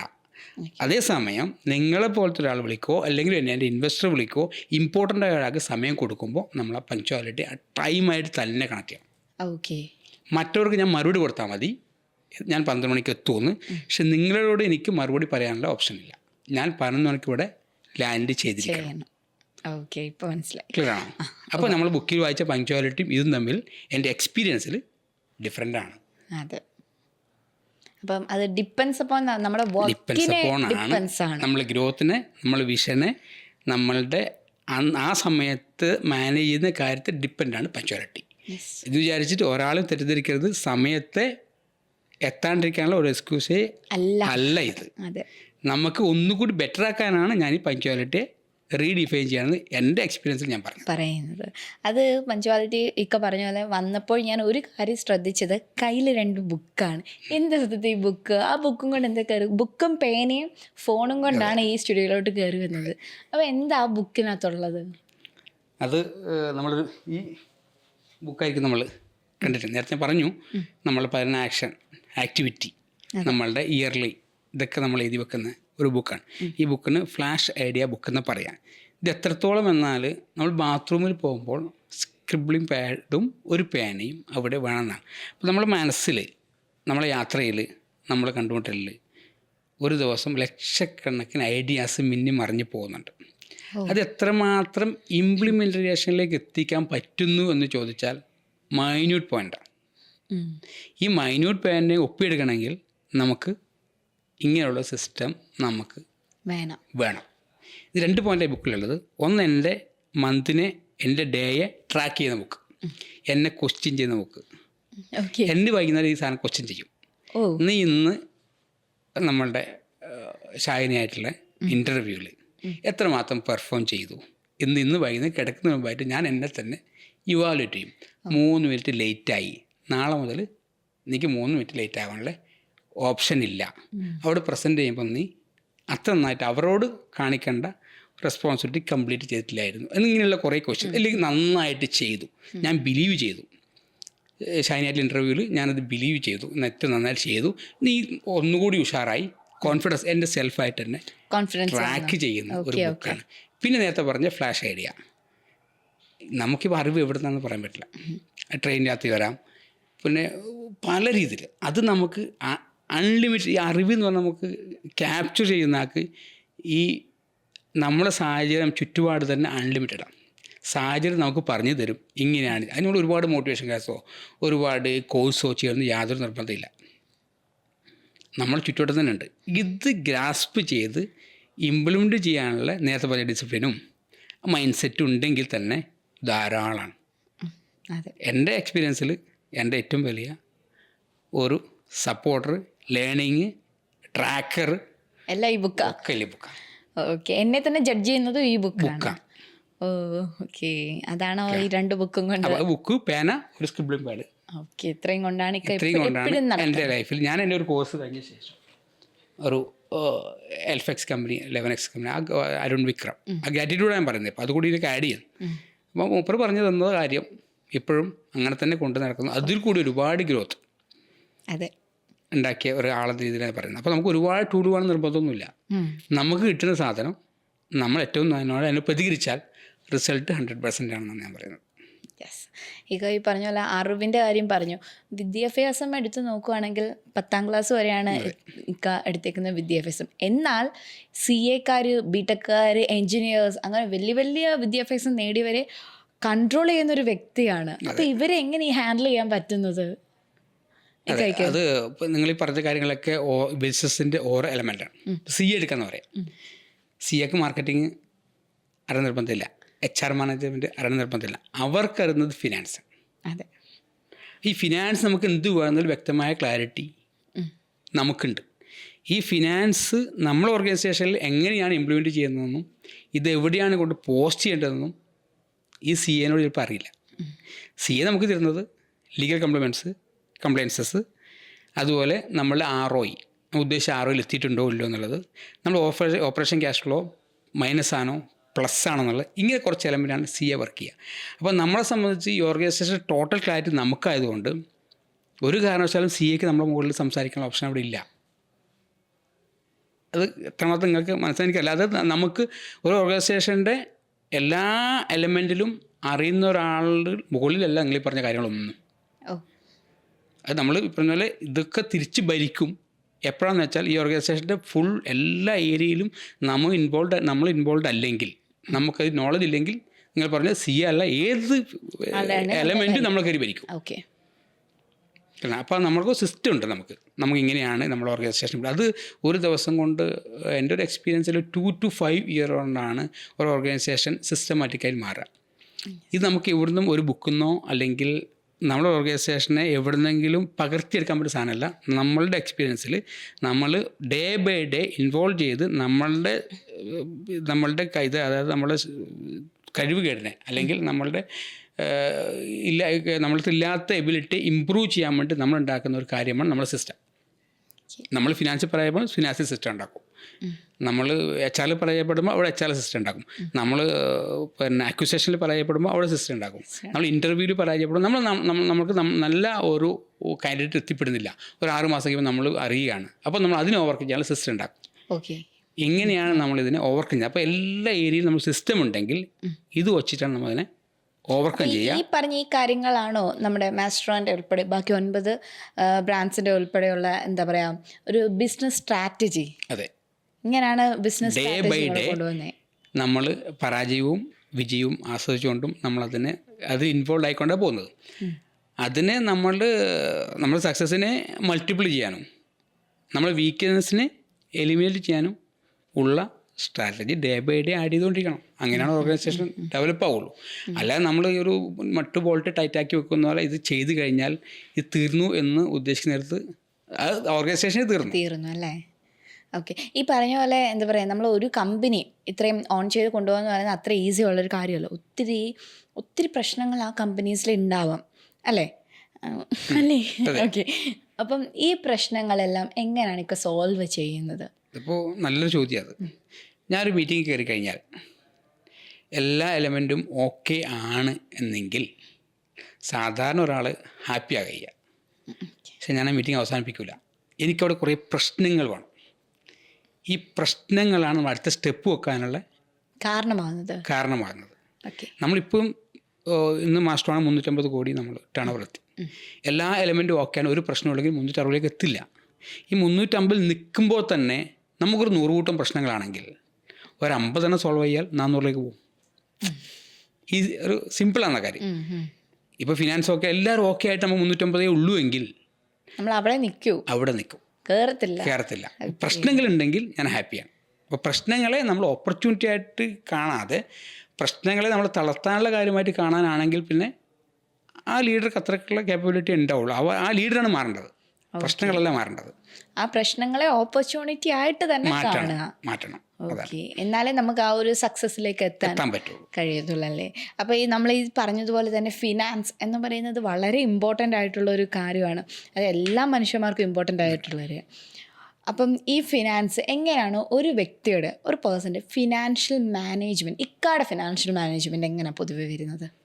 അത് നീ നേരത്തെ പറഞ്ഞ പോലെ തന്നെ, ഷൈന പറഞ്ഞ പോലെ തന്നെ നമുക്ക് പേഴ്സണലായിട്ടും ഫിനാൻസിനെ ഡിഫൈൻ ചെയ്യാം, നമുക്ക് സിസ്റ്റമാറ്റിക്കായിട്ട് അതിനെ ഓർഗനൈസ് ചെയ്യാം. നമ്മളുടെ ഓർഗനൈസേഷനും അതുപോലെ തന്നെ ഫിനാൻസ് മാനേജ് ഡിഫൈൻ ചെയ്യാം. അപ്പോൾ നേരത്തെ നമ്മൾ കോമൺ ടോക്കിൽ പറഞ്ഞിരുന്നു, അച്ഛൻ മകൻ്റെ മകൻ എന്നൊക്കെ നേരത്തെ പറഞ്ഞില്ല. ഇപ്പം നമ്മളിപ്പോൾ ഈ ഒരു ഇൻ്റർവ്യൂവിൽ ഇതിനെ എത്രമാത്രം കവർ ചെയ്യാൻ പറ്റുമെന്ന് വെച്ചാൽ നമുക്കതിനെ വളരെ ലിമിറ്റുണ്ട്. ഡേയോ വീക്കോ ചിലപ്പോൾ മതിയാവില്ല. അപ്പോൾ ഓരോ ഓർഗനൈസേഷനിലെ ഫിനാൻസിന് നേരത്തെ പറഞ്ഞ പോലെ തന്നെ നമ്മളുടെ 5 എലമെൻറ്റിൽ മെയിൻ 5 പോയിന്റിൽ ഒരു പോയിൻ്റായ ഫിനാൻസ്. ആ ഫിനാൻസ് നമ്മളുടെ അസറ്റ്, നമ്മളുടെ പിന്നെ ഓപ്പറേഷൻ, അതായത് നമ്മൾ ഓപ്പറേറ്റ് ചെയ്യാനുള്ള ക്യാഷ്, അതായത് സാലറി, അതുപോലെ തന്നെ നമ്മളെ പർച്ചേസ്, നമ്മളുടെ മറ്റ് എക്സ്പെൻസ്, ഇത് കവർ ചെയ്ത് അടുത്ത മാസമാകുമ്പോഴത്തേനും ഇത് പ്ലസ് ആണെങ്കിൽ 100 രൂപ നമ്മൾ ഇൻവെസ്റ്റ് ചെയ്തു, 102 രൂപയായിട്ട് 2 രൂപ പ്ലസ് ആണെങ്കിൽ അത് ഹെൽത്തി ക്യാഷ് ഫ്ലോ എന്ന് പറയും. സാലറി കൊടുത്തു കഴിഞ്ഞ ശേഷം ചിലപ്പോൾ നമ്മൾ ബാഡ് ഡെപ്സ് ആയിട്ടോ അല്ലെങ്കിൽ നോൺ മൂവബിൾ അസറ്റായിട്ടോ അല്ലെങ്കിൽ നോൺ മൂവബിൾ സ്റ്റോക്കായിട്ടോ മാറുകയാണെങ്കിൽ നമ്മൾ 100 നമ്മൾ മൈനസ് ചെയ്യണം അതിൽ നിന്ന്. നമ്മളെ കയ്യിൽ ബാലൻസ് ഷീറ്റിൽ കാണും, പക്ഷേ ഹെൽത്തി അല്ല. അപ്പോൾ ഹെൽത്തി ആയിട്ടുള്ള ക്യാഷ്, അതായത് മൂവബിൾ സ്റ്റോക്ക്. അപ്പോൾ നമുക്ക് മൂവബിളായിട്ട് നമുക്ക് മുമ്പിൽ നമ്മളുടെ ഡെപ്റ്റേഴ്സ്, ബാഡ് ഡെപ്സ് അല്ലാത്തത്, നമ്മുടെ സ്റ്റോക്ക് ഡെഡ് സ്റ്റോക്ക് അല്ലാത്തത്, നമ്മളുടെ ബാക്കിയുള്ള എലമെൻറ്റുകൾ നമുക്ക് പൂർത്തീകരിക്കാനുള്ള ക്യാഷ് ഫ്ലോ കഴിഞ്ഞ് നമുക്ക് ഗ്രോത്ത് തരും. ഓക്കെ, ഇതാണ് ഒരു ഓർഗനൈസേഷൻ്റെ ഫിനാൻഷ്യൽ മാനേജ്മെൻറ്റ്. ഇനി പേഴ്സണൽ എന്ന് പറയുകയാണെങ്കിൽ നമുക്ക് ഒരു 100 രൂപ ഇൻകം വന്നു, 20 രൂപ നമ്മളുടെ എക്സ്പെൻസിന് വേണ്ടി മാറ്റി വെച്ചു, 20 രൂപ നാളേക്കുള്ള ഗ്രോത്തിന് വേണ്ടി മാറ്റി വെച്ചു, 20 രൂപ നമ്മളുടെ ഇന്നത്തെ ആവശ്യത്തിന് എക്സ്പെൻസിന് വേറെ ഇന്നത്തെ ബാക്കിയുള്ള ആവശ്യങ്ങൾ എഡ്യൂക്കേഷൻ അതുപോലുള്ള കാര്യങ്ങൾക്ക് മാറ്റി വെച്ചു. ഇങ്ങനെ കഴിഞ്ഞ് നമുക്ക് ബാലൻസ് റിസർവ് ഫണ്ടിലേക്ക് മാറണം. ഒരു 20% ഈ റിസർവ് ഫണ്ടിൻ്റെ കോൺഫിഡൻസ് ഭയങ്കര ഹൈ ആണ്.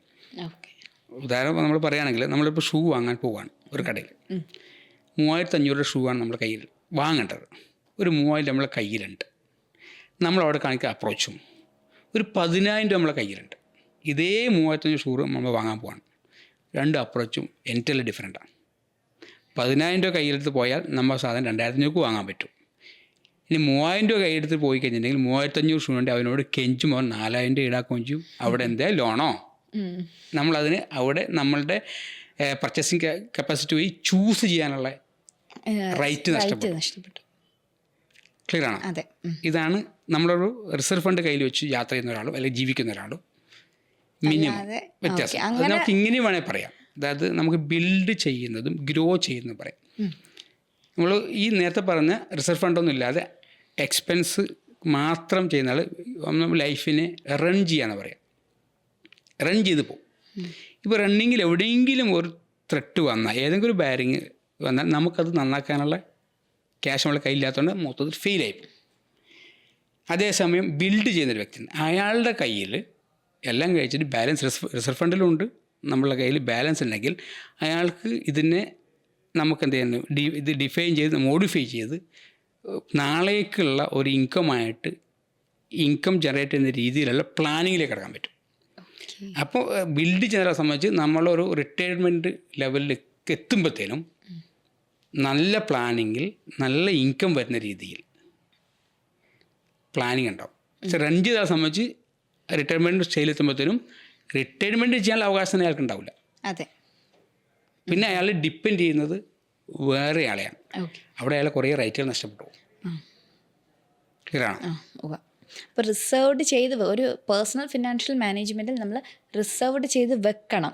ആ ഒരു ക്യാരക്ടർ നമ്മൾ ബിൽഡ് ചെയ്യണം. ഓക്കെ, എന്നാലേ നമുക്ക് ആ ഒരു റൈറ്റ്. ഇന്നത്തെ തലമുറക്ക് എനിക്ക് തോന്നുന്നത് തീരെ ഇല്ലാത്തതും സത്യമായിട്ടോ സേവിങ്സ് എന്നത് ഭയങ്കര. അപ്പോൾ ഞാൻ പറഞ്ഞ ഓപ്പറേഷൻ മോഡിലേക്ക്, അതായത് റണ്ണിങ് മോഡിലേക്ക് കയറും. റണ്ണിങ് എവിടെയെങ്കിലും എഫക്റ്റ് ചെയ്തിട്ടുണ്ടെങ്കിൽ അവൻ ജീവിതത്തിൽ ആളം തെറ്റും. മറ്റൊരാൾ ബിൽഡിംഗ് മോഡിലേക്ക് കയറുക. ബിൽഡിംഗ് മോഡിലേക്ക് കയറുന്ന ആൾ അവൻ്റെ ലൈഫ് ബിൽഡ് ചെയ്യാനുള്ള പ്ലാനിങ്, എക്സ്പയർ ചെയ്യാനുള്ള ഡേറ്റും ഒക്കെ ഫിക്സ് ചെയ്യാൻ പറ്റും. ഭയങ്കര ജീവിതം മനോഹരമാക്കാനുള്ളത്. ഭയങ്കര ഒരു എന്താ പറയുക, ഒരു ഭയങ്കര ഹെൽത്തി ആയിട്ട് ജീവിക്കാൻ പറ്റും നമുക്ക്. ഓക്കെ, അപ്പോൾ നമ്മൾ സേവിങ്സോട് കൂടി വെക്കാനാണ് ബിൽഡ് ചെയ്യാൻ വേണ്ടി നമ്മൾ പഠിക്കണം. ബിൽഡ് ചെയ്യാൻ നമ്മൾ ഇൻവെസ്റ്റ്മെൻറ്റിലേക്കോ മ്യൂച്വൽ ഫണ്ടിലേക്കോ അല്ലെങ്കിൽ നമ്മൾ പിന്നെ ഏതെങ്കിലും പിന്നെ ക്യാപിറ്റൽ ഇൻവെസ്റ്റ്മെൻറ്റ് വേറെ അത് നമുക്ക് തിരഞ്ഞെടുക്കാം എങ്ങനെയാണെന്നുള്ളത്. അതിലേക്ക് ഇൻവെസ്റ്റ് ചെയ്താൽ മാത്രമാണ് നമ്മൾ കോൺഫിഡൻസ് മാറുള്ളൂ. അത് രണ്ട് എൻറ്റയർലി ഡിഫറെൻ്റാണ്. ബിൽഡ് ചെയ്യുന്ന പേഴ്സണും റൺ ചെയ്യുന്ന പേഴ്സൺ തമ്മിൽ എൻ്റെ ഡിഫറൻറ്റ്. ഞാൻ പറഞ്ഞ റണ്ണിലേക്ക് മാറുന്നത് നിങ്ങളെല്ലാം ബിൽഡിംഗ് മോഡിലേക്ക് മാറണം എന്നാണ് പറയുക. ഈ കൈ പറഞ്ഞ പോലെ എന്തെങ്കിലും ഇൻവെസ്റ്റ്മെൻറ്റ് മ്യൂച്വൽ ഫണ്ട്സ് അങ്ങനെ എന്തെങ്കിലും ഉണ്ടോ? ഇല്ല, നിലവിൽ ഞാൻ ഈ മ്യൂച്വൽ ഫണ്ട്സ് ഒന്നും ഇൻവെസ്റ്റ് ചെയ്തിട്ടില്ല. എൻ്റെ ഇൻവെസ്റ്റ്മെൻറ്റ് മൊത്തം ഞങ്ങളെ മെത്ത പറഞ്ഞില്ല, ഇപ്പോൾ 9 ഫേം ഞാൻ ബിൽഡ് ചെയ്തിട്ടുണ്ട്. ഈ തീർച്ചയായിട്ടും അങ്ങനത്തെ മോഡിലേക്ക് കയറണം. അതായത് നമ്മളല്ലാതെ റൺ ചെയ്യുന്ന ബിസിനസ്സിൽ നിന്ന് നമുക്ക് ഇൻകം വരുന്ന, നമ്മളിപ്പോൾ ഇന്നൊരു ആക്സിഡൻ്റായി കിടന്ന രോഗം വന്നു പോയാൽ പോലും നമ്മളുടെ ഇൻകത്തിന് ബാധിക്കാത്ത രീതിയിൽ നമ്മൾ സെറ്റ് ചെയ്ത് വെക്കണം. അതാണ് ബിൽഡിംഗ്. നേരത്തെ പറഞ്ഞ ബിൽഡിംഗ്. ഞാനിപ്പോൾ അതിലേക്ക് എത്തിയിട്ടില്ല.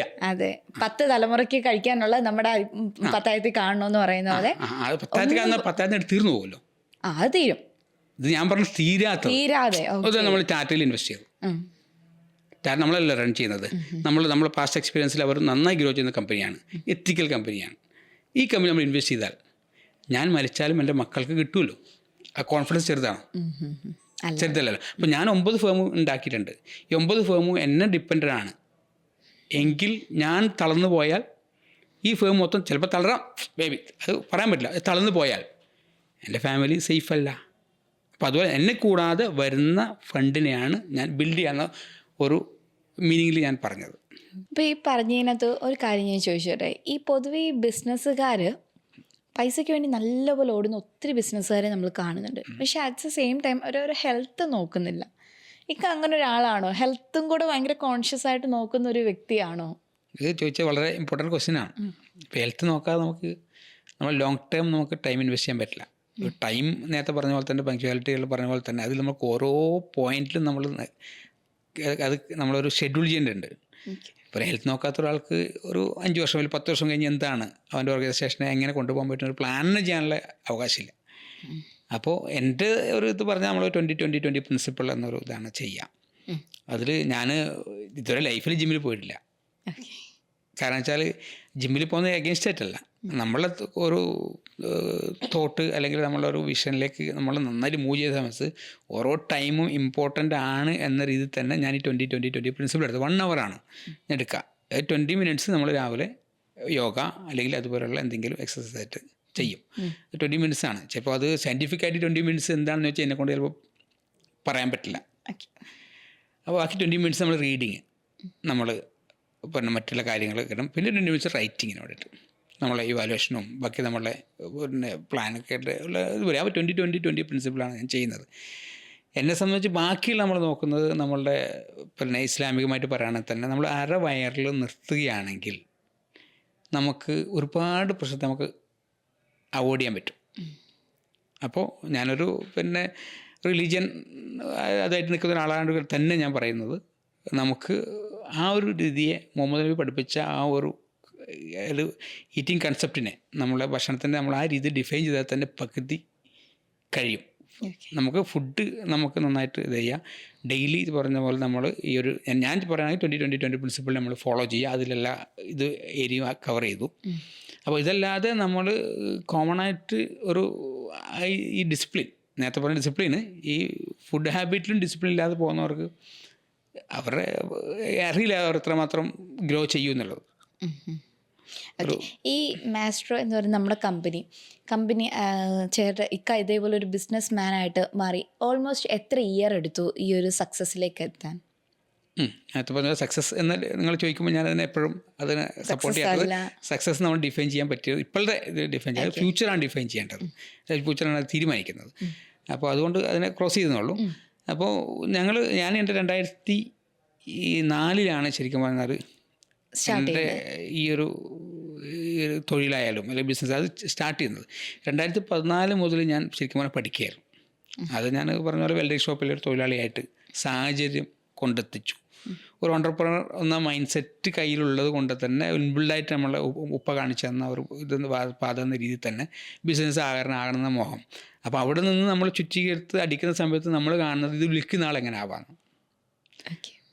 അങ്ങനെയാണ് സാഹചര്യം. നമ്മൾ കുറേ നമ്മളുടെ പേഴ്സണൽ ക്വാളിറ്റി കൊണ്ടാവാം ചിലപ്പോൾ നമ്മൾ തളിപ്പറമ്പിലെത്തിയ ശേഷം അബ്ദു ഹാജി എന്ന് പറഞ്ഞ ഒരാൾ എന്നെ 2 വർഷത്തോളം ഇൻഫ്ലുവൻസ് ചെയ്തിട്ടാണ് 2011 സമയത്ത് ഞങ്ങൾ ഈ മാസ്റ്റർ വന്ന ആദ്യത്തെ ഇതിന് കേൾപ്പിക്കാൻ തന്നെ പേര്.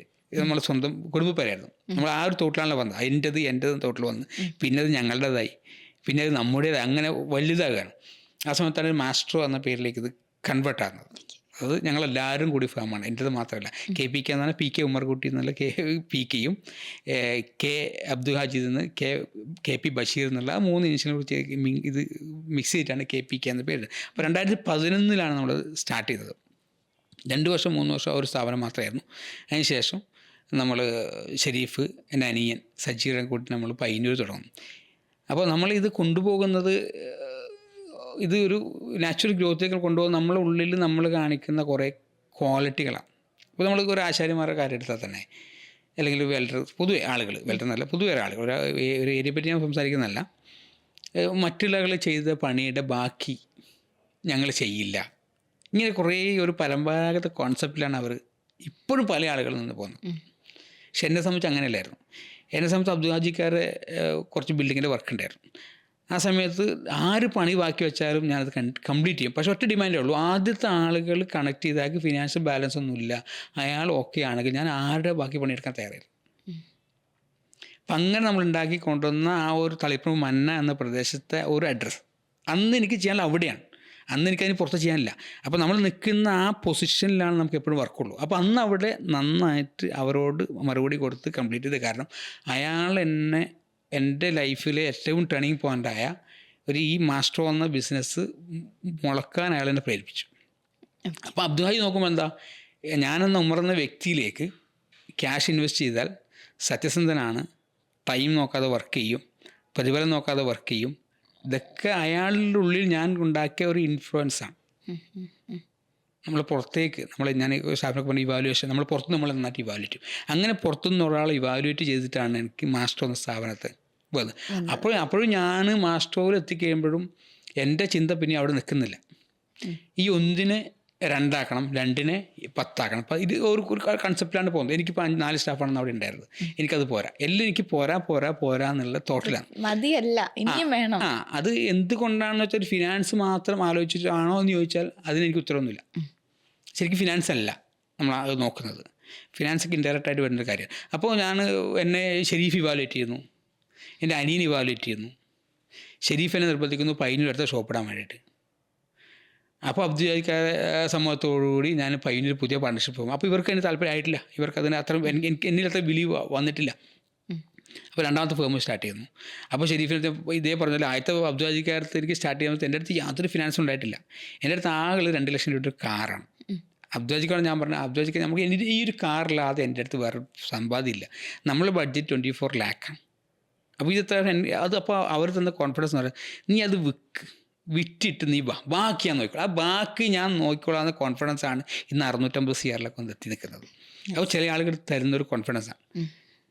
അപ്പോൾ അത് ആ കാറ് വിറ്റ് ഞാനത് സ്ഥാപനം ബിൽഡ് ചെയ്തു. അതിനുശേഷം ഞാൻ നന്നായിട്ട് എനിക്ക് അന്നത്തെ ആ മാസ്റ്ററോ അല്ല ആ KPK എന്നുള്ള സ്ഥാപനത്തെ നന്നാക്കി കാണിക്കുക എന്ന് മാത്രമാണ് അന്നത്തെ എൻ്റെ ഓപ്പർച്യൂണിറ്റി. അത് ഏറ്റവും നന്നായി കാണിച്ചപ്പോൾ ഷെരീഫും എൻ്റെ അനിയൻ സജീറും എന്നിലേക്ക് ഇൻവെസ്റ്റ് ചെയ്തു. ഇത് പറഞ്ഞ പോലെ തന്നെയാണ്, നിങ്ങൾ പൈസ ഇല്ലെങ്കിൽ 40% ഇൻവെസ്റ്റ് ചെയ്താൽ മതി, 60% നിങ്ങൾ ഞാൻ ഇൻവെസ്റ്റ് ചെയ്യാം, 60% നിങ്ങൾ പ്രോഫിറ്റ് എടുത്തോളൂ, 40% എനിക്ക് മതി എന്ന് ഷെരീഫ് പറഞ്ഞ അപ്പോൾ നമ്മുടെ ഉള്ളിൽ ഒരാശ വന്നു. അങ്ങനെ നമ്മൾ പയ്യന്നൂർ സ്റ്റാർട്ട് ചെയ്തു. പിന്നെ KPK പിന്നെ ഇരിക്കൂർ സ്റ്റാർട്ട് ചെയ്തു. അങ്ങനെ ഓരോ ഫേമായിട്ട് വരുന്നു. ഇപ്പോൾ ഇതിൻ്റെയൊക്കെ നമ്മൾ പറഞ്ഞ ആ 2 ലക്ഷം കാറ് കിട്ടിയ മൂലധനം കൊണ്ട് നമ്മൾ ഇതിനെ മൾട്ടിപ്പിൾ ചെയ്യണം. അപ്പോൾ മൾട്ടിപ്പിൾ ചെയ്യുന്നത് നമ്മൾ ഈ പറഞ്ഞ പോലെ തന്നെ ഡയറക്റ്റ് നമ്മളെ ബെനിഫിറ്റ്സിലേക്ക് ഫോക്കസ് ചെയ്യാതെ നാളേക്ക് വേണ്ടി ഇന്ന് സാക്രിഫൈ ചെയ്തു. നാളേക്ക് വേണ്ടി നമ്മൾ ഇന്ന് സാക്രിഫൈ ചെയ്യാൻ തയ്യാറാണ്. ഇന്ന് എത്ര സമയവും എത്ര മെനക്കെടും, ഇന്ന് എനിക്ക് ഫിനാൻസ് ഉണ്ടോ ഇല്ലയോ, എനിക്ക് കിട്ടുമോ ഇല്ലയോ ഒന്നുമില്ലോ നമ്മൾ നോക്കാതെ നാളേക്ക് കൊണ്ട് ചെയ്യും. അങ്ങനെ ആ മാസ്റ്റർ എന്ന സ്ഥാപനത്തെ ഏറ്റവും നന്നായി നടത്തിക്കൊണ്ടിരിക്കുമ്പോഴാണ് ഇപ്പം എനിക്ക് ഏറ്റവും ബ്രാൻഡ് വാല്യൂ തരുന്ന ഓക്സി. അതായത് എൻ്റെ ഈ മാസ്റ്റർക്കാൾ കൂടുതൽ നമ്മൾ ബ്രാൻഡ് ചെയ്യുന്ന ഓക്സിയാണ്. റീറ്റെയിൽ ആയതുകൊണ്ട് മാസ്റ്റർ നമ്മളങ്ങനെ ബ്രാൻഡ് ചെയ്യുന്നില്ല. ഈ ബ്രാൻഡ് ചെയ്യുന്ന ഓക്സി എനിക്ക് ഒരു ഇൻവെസ്റ്റ്മെൻറ്റും ഇല്ലാതെ ഫ്രീ ആയിട്ട് ഈ പൈസന് ശരിക്കും എന്നെ കൊണ്ട് ഏൽപ്പിക്കുന്നത്. അന്ന് ആ സ്ഥാപനം സർവൈവൽ മോഡായിരുന്നു. സർവൈവൽ മോഡിന് ചിലപ്പോൾ ഒരു ഫെയിലിയർ മോഡ് എന്ന് വേണമെങ്കിൽ പറയാം.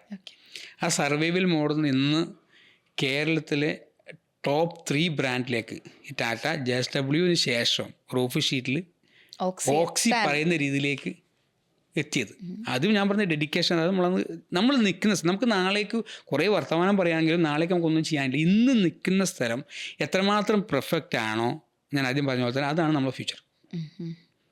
നമ്മൾ നാളെ കുറേ വിഷയം വെച്ചു നമുക്കൊന്നും തരാനില്ല. അവിടെ നമുക്കൊന്നുമില്ല, പ്ലാനിങ് മാത്രമാണ്.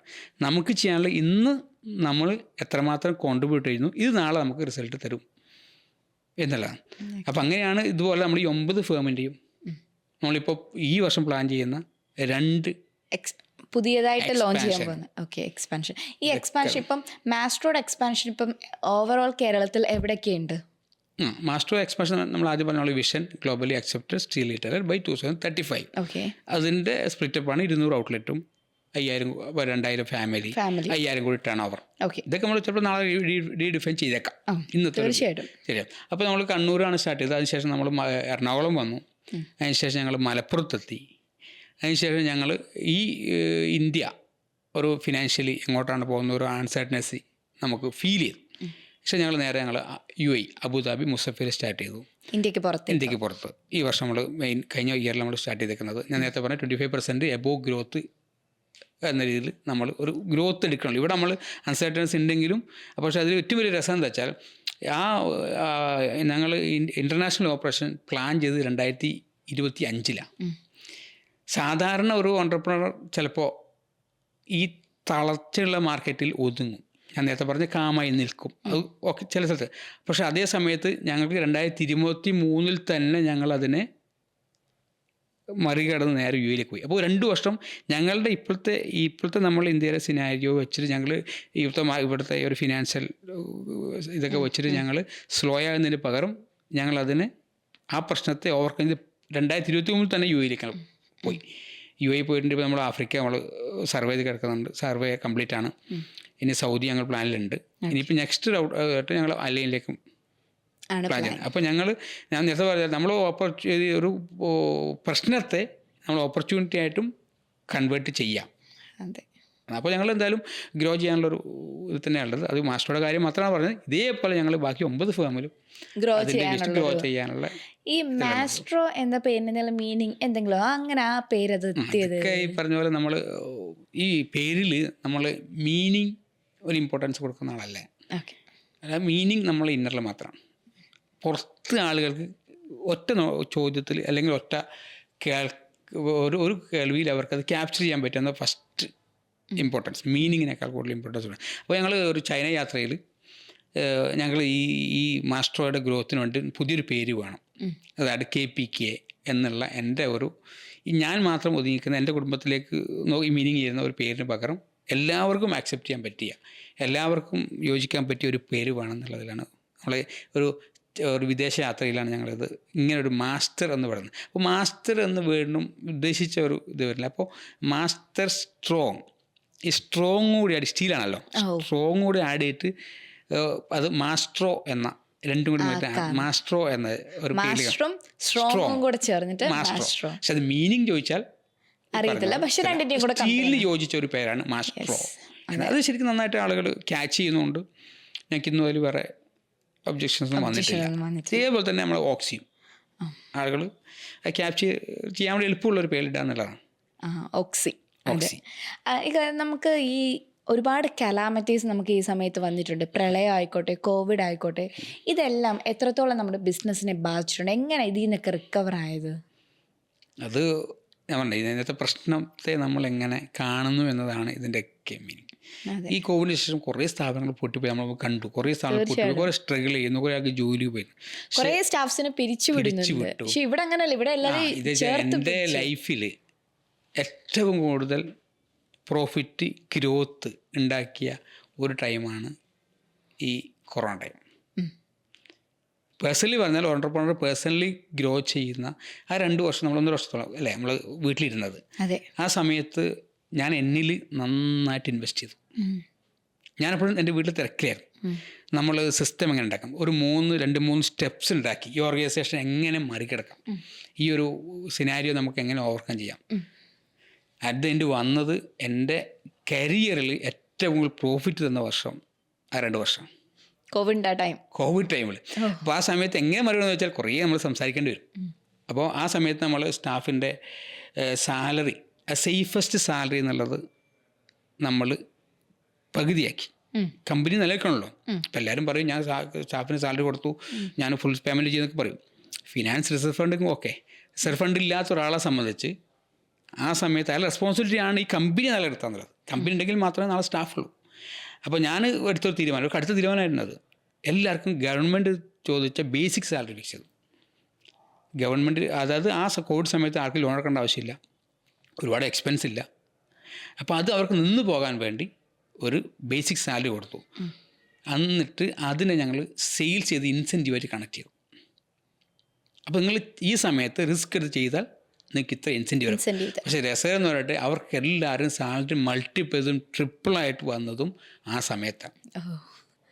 എല്ലാവർക്കും നന്നായിട്ട് അത് ആഫ്റ്റർ എഫക്റ്റ് കമ്പനി ഏറ്റവും കൂടുതൽ ഗ്രോ ചെയ്തു ആ സമയത്ത്. പക്ഷെ അത് നമ്മൾ നന്നായിട്ട് ഹാർഡ് വർക്ക്, വീട്ടിൽ നിന്ന് പ്ലാനിങ്ങിന് വേണ്ടിയിട്ടും ABC പ്ലാനൊക്കെ, ആദ്യം എത്ര സ്റ്റാഫിനെ നമ്മൾ ഹോൾഡ് ചെയ്യും, ഇത് 1 വർഷം നീണ്ടുപോയാൽ എത്ര സ്റ്റാഫിനെ നമ്മൾ ഹോൾഡ് ചെയ്യും, ഇത് 2 വർഷം നീണ്ടുപോയാൽ എത്ര സ്റ്റാഫിനെ ഹോൾഡ് ചെയ്യും, ഇത് ആരെ ഹോൾഡ് ചെയ്യണം എന്നൊക്കെ വ്യക്തമായ ചാർട്ടുണ്ടാക്കി. പക്ഷെ എന്ത് വേണ്ടിയൊന്നുമില്ല, ആരെയും ഒഴിവാക്കേണ്ടതോ ആരും ഫിനാൻസിന് ബാധിക്കുന്നതോ ഒന്നും വേണ്ടിയൊന്നുമില്ല.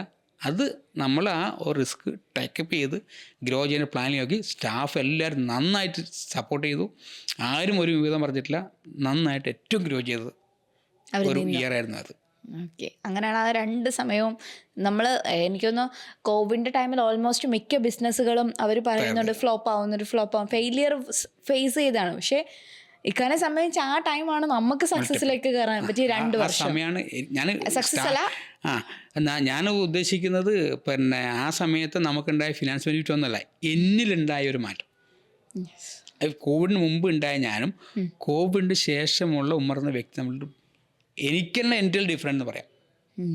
കാരണം അന്ന് ആ സമയത്ത് ഞാൻ എൻ്റെ പ്ലാനിങ്ങിലും എൻ്റെ ഇന്നറിലുള്ള ഈ ട്രെയിനിങ് കാര്യങ്ങൾ അറ്റൻഡ് ചെയ്യുന്നതൊക്കെ നന്നായിട്ട് ആ സമയത്ത് വിനിയോഗിച്ചു. അത് ഭയങ്കര ഓപ്പർച്യൂണിറ്റി എനിക്ക്. അത് ആ ഒരു ടൈം എനിക്ക് ലൈഫിൽ മുന്നോട്ട് അത്രയും സ്ട്രെങ്ത് ഉണ്ടാക്കി എന്നുള്ളത് എനിക്കൊരു സെൽഫ് കോൺഫിഡൻസ് ആണ്. അപ്പോൾ അതുപോലെ ചെയ്ത് നമുക്ക് അതുകൊണ്ട് കുറേ ആൾ വെറുതെ ഒന്നും ആളെ സംബന്ധിച്ച് ചില ആളെ സംബന്ധിച്ച് ഒന്നും ചെയ്യാനില്ല. വീട്ടിലാണ് എനിക്കെന്ത് ചെയ്യാൻ പറ്റും എന്ന ക്വസ്റ്റ്യൻ. അതിന് മറുപടി ഒന്നും പൊതുവിലൊന്നും കൊടുക്കാനില്ല. പക്ഷെ ചെയ്യണമെങ്കിൽ വീട്ടിൽ നിന്ന് ചെയ്യാമായിരുന്നു എന്നതാണ് എനിക്ക് ഉള്ളിലുണ്ട്. അതിന് ഞാൻ പറഞ്ഞ കോഴ്സുകൾ, അതായത് 11X എന്ന കമ്പനിയായിട്ട് കണക്ട് ചെയ്തിലെ കോഴ്സുകൾ ഭയങ്കര ഗുണം ചെയ്തു. ഇങ്ങനെ നമ്മൾ എപ്പോഴും നമ്മൾ മെൻറ്റേഴ്സിനെ വെച്ചുകൊണ്ടിരിക്കണം. ഇപ്പോൾ അതൊന്നും ഇല്ലെങ്കിൽ ചിലപ്പോൾ ഞാനും അതുപോലെ തന്നെ ഇരുന്ന് പോയേനെ. അപ്പോൾ അതാണ്. അപ്പോൾ നമുക്ക് എവിടെയും ചെയ്യാനുണ്ട്. ചെയ്യാനില്ലാത്തൊരു ഏരിയ ശരിക്കും പറഞ്ഞാൽ ഇല്ല എന്ന് തന്നെ പറയാം. എന്തെങ്കിലും നമുക്ക് ചെയ്യാൻ പറ്റും. ഒത്തിരി പഠിക്കാനുണ്ട്. ഇത് ഇത്രയും നേരം നമ്മൾ ഒത്തിരി കാര്യങ്ങൾ സംസാരിച്ചു. ഇതിൽ നിന്ന് എനിക്ക് ഒത്തിരി കാര്യങ്ങൾ ഇക്കാരുടെ അടുത്ത് നിന്ന് കിട്ടിയോ. അതായത് ഓരോന്നും ഓരോ ആൾക്കാരെ മീറ്റ് ചെയ്യുന്നത് ഓരോ അറിവാണ്. ഇക്കാരുടെ അടുത്ത് നിന്ന് ഇത്രയും നേരം സംസാരിച്ചില്ല എനിക്ക് കിട്ടിയ അറിവ് ഗ്രോത്ത് എന്നൊരു വേർഡാണ്. ആ ഒറ്റ വേർഡ്, അത് കുഞ്ഞൊരു വേർഡാണെങ്കിലും അത് ഭയങ്കരമായിട്ട് എല്ലാ മേഖലയിലും ഗ്രോത്ത് അല്ലേ? ഷംസ് പറഞ്ഞ പോലെ അത് നമുക്ക് പ്രോഗ്രസ് എന്ന് വേണമെങ്കിൽ പറയാം. ഈ പ്രോഗ്രസ് ഞാൻ അടിയാണ്ടിരിക്കാൻ കാരണം പ്രോഗ്രസ്സിന് നമ്മൾ കോമൺ ഒരു വേർഡ് ഗ്രോത്ത് ആയതുകൊണ്ടാണ് ഗ്രോത്ത് എന്ന് പറയുന്നത്. ആക്ച്വലി ആ വേർഡ് നമ്മൾ ഒരിക്കലും പ്രോഗ്രസ് എന്ന ഒരു വേർഡിലായിരുന്നു. എന്നാൽ പോലും അത് നമുക്ക് ആ ഗ്രോത്ത് തന്നെ പറയാം. കാരണം കോമൺ ആൾക്കാർ ഇത് കേൾക്കുന്ന ആൾക്കാർക്ക് ഒറ്റ രീതി മനസ്സിലാണെങ്കിൽ ഇതിൻ്റെ ഒരു രസം വെച്ചാൽ ഗ്രോത്ത് എന്ന് പറയുന്നത് ഈ പറഞ്ഞ പോലെ നമുക്ക് കുറേ ഫിനാൻസ് ഫണ്ട് പ്രോഫിറ്റ് വിറ്റിൽ നിന്ന് ക്യാഷ് കയ്യിൽ വരിക ഇതൊന്നും അല്ല. ഇതിന് ടോട്ടൽ ഡിഫൈൻ ചെയ്യുന്നത് ഓർഗനൈസേഷണൽ ഗ്രോത്താണ്. ഈ ഓർഗനൈസേഷണൽ ഗ്രോത്ത് കൊണ്ട് അതിലെല്ലാ എലമെൻറ്റും പെട്ടു.